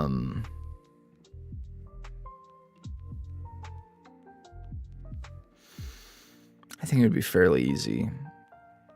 And there's a lot of like... Excuse me. Bless you. There's a lot of room for shenanigans. Because like different like creatures, races, things like that to choose from. Speaking of, I haven't told Jackie this, but Jackie, I need to make another character reference sheet. Oh god. This is another character reference sheet. Okay. But what if I told you you get to design a fairy? Oh yes. So you can finally dabble. You can give us your take on. I love the Fae and anything related to the Fae, and like I'm real pretentious about it. I'm definitely that person who's like, you know, really lore heavy and cultural story heavy on what the interpretation of the Fae is, but also adding your own spin on it. I love that shit.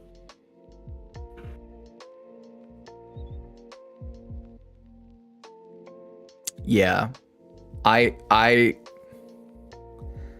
can tell you what his... You know what? I'll get another Christmas present. I can tell you like what his listeners name, quote unquote. They are the archivist. Oh. Hell yeah. Oh, I'm so excited. Oh, I love designing. Okay.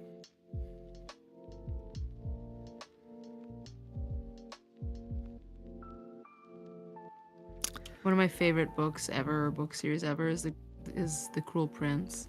And though I think books do it better than Holly Black has done before in describing the Fae, I do think Holly Black has the secret sauce when it comes to Fae types of stories and keeping like the whimsical, strange, mischievous, slightly evil and cruel at times part of it. Everlast has multiple listeners. Sorry, go ahead.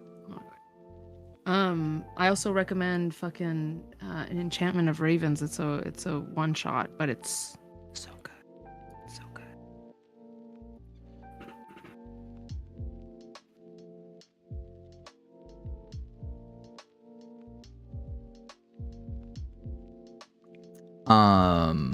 Yeah, so that'll be fun. That'll be fun. There's a big deal about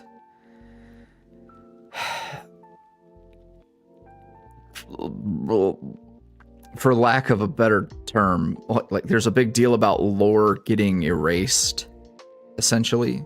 Mm-hmm. And I was trying to think like what could I do to link into that and also explore a part of the world that we don't have anybody planted in.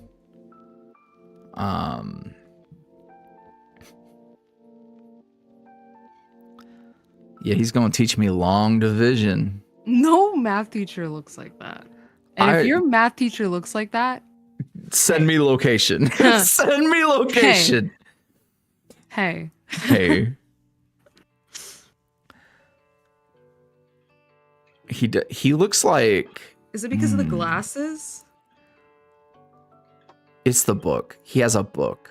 Oh, wow. He has a book. Tall friend. He doesn't have chains on his pants, brother. That's it. They're at home right now. This fit didn't have chains because chains plus a raccoon tail is insane. Yeah. It would be too much. Like, it's too much. And I know that it is a very maximalist style. However, I would probably design rules to this. I would veto the chains because like we already it's leaning too close to what Alphonse already has going on. Yeah, I put them on the other one, but I don't even want them on there.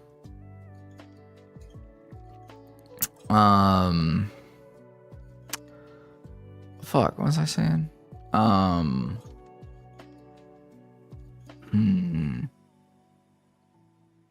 Archivist. Yeah. Oh, yeah, because there's this whole thing about like culture and history is being erased, and anywho, written history and information is often something that oppressors like to destroy. So having someone who is specifically there to try and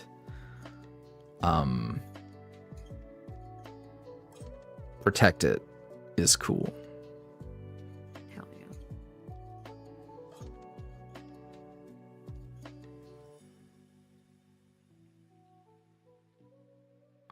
Well, good stream. I'm glad. I was having trouble drawing this morning, so I was like, oh god, oh no. You popped off. Thank you.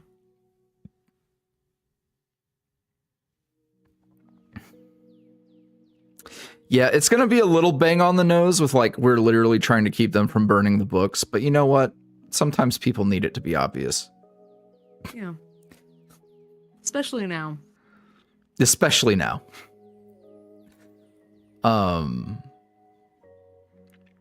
No. What else I can say is I wanted someone in the capital.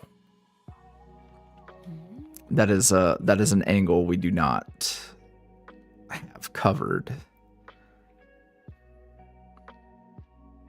Either I'll be posting these sketches or YV will. It's all up to him.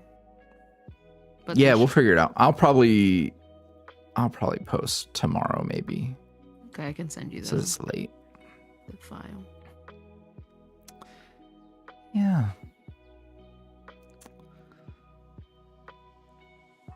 Thank you. Yeah. Thank you. Well, thank you all for hanging out. Yeah.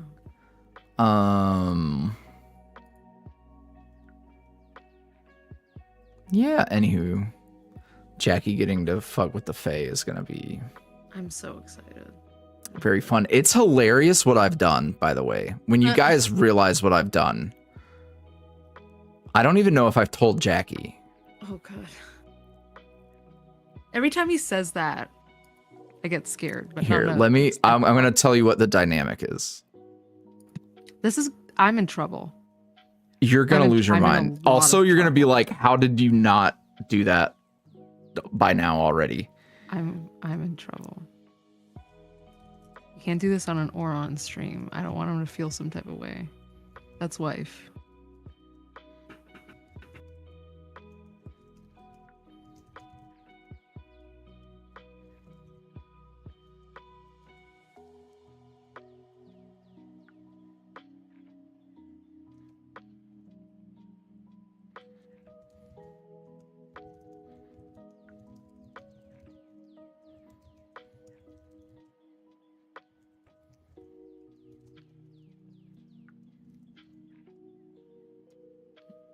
Oh, here we go. Here we go.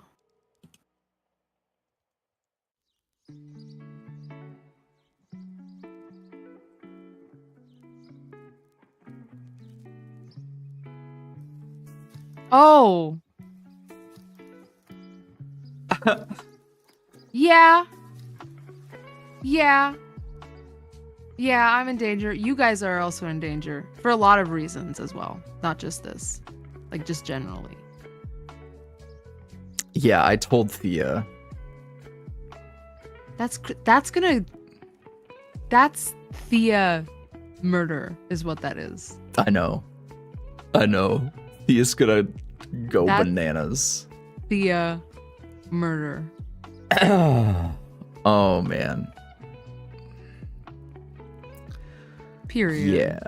Yeah. Get it's her gonna ass. it's gonna be fun. It's gonna be very fun. And I'm excited to write that because it's like a part of the direction that I haven't adventured in yet. So like fiddling with that and creating. There's a character in close proximity to the capital who I have not come up with ways to engage with or in certain ways, and that would sort of bridge the gap because there's so with the way that the plot is like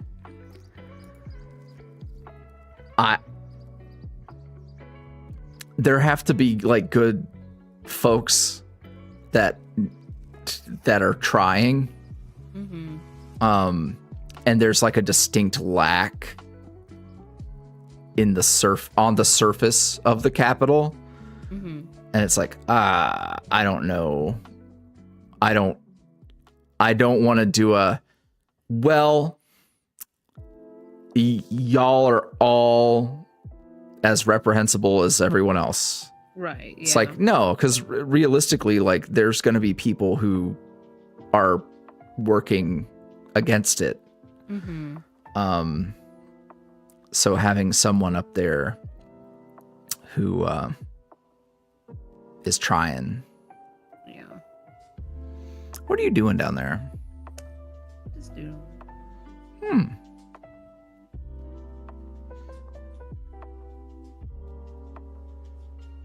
He's so silly, Goofy. He is silly, Goofy. Bro, the whole like he was the one who got Faust to experience like being different. And then one day, one fateful Christmas, he just changed. Forever. Yeah. Yeah, ow. I like that because the added context of when Faust is like flinging shit in his face and he's like, I knew you when you were a little freak. Yeah. It's like, yeah, and that was my friend. That was my favorite version of you. Oh.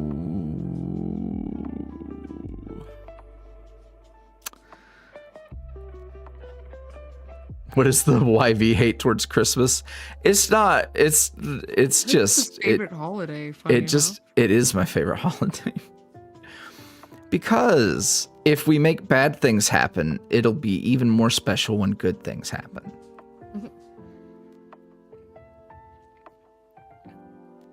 Oh my god. Wow, he's extra scrungly there. It's gonna be so good.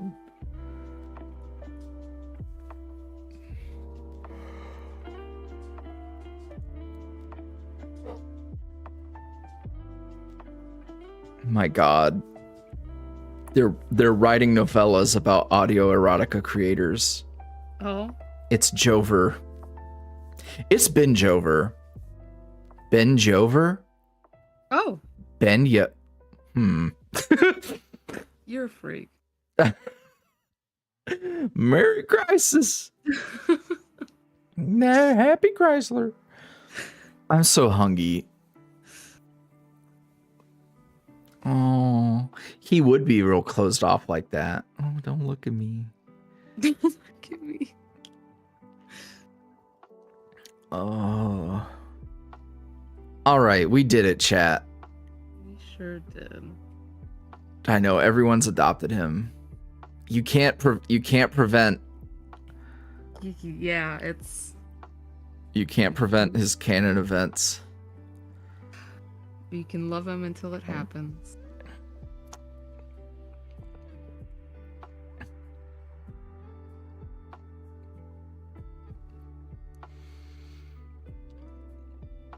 Rudolph, by the way, not a clown. All right, friends, I have to go eat, and everything I want to eat is going to require like a lot longer in the oven than I think I have the patience for, so that sucks. All right, friends. Good night. Have a good night, y'all. If we don't talk again, happy Chrysler, happy holidays, December, have a good new year. Monday, Monday, don't miss that audio on Monday. It's gonna be wild. Yeah, talk to y'all later.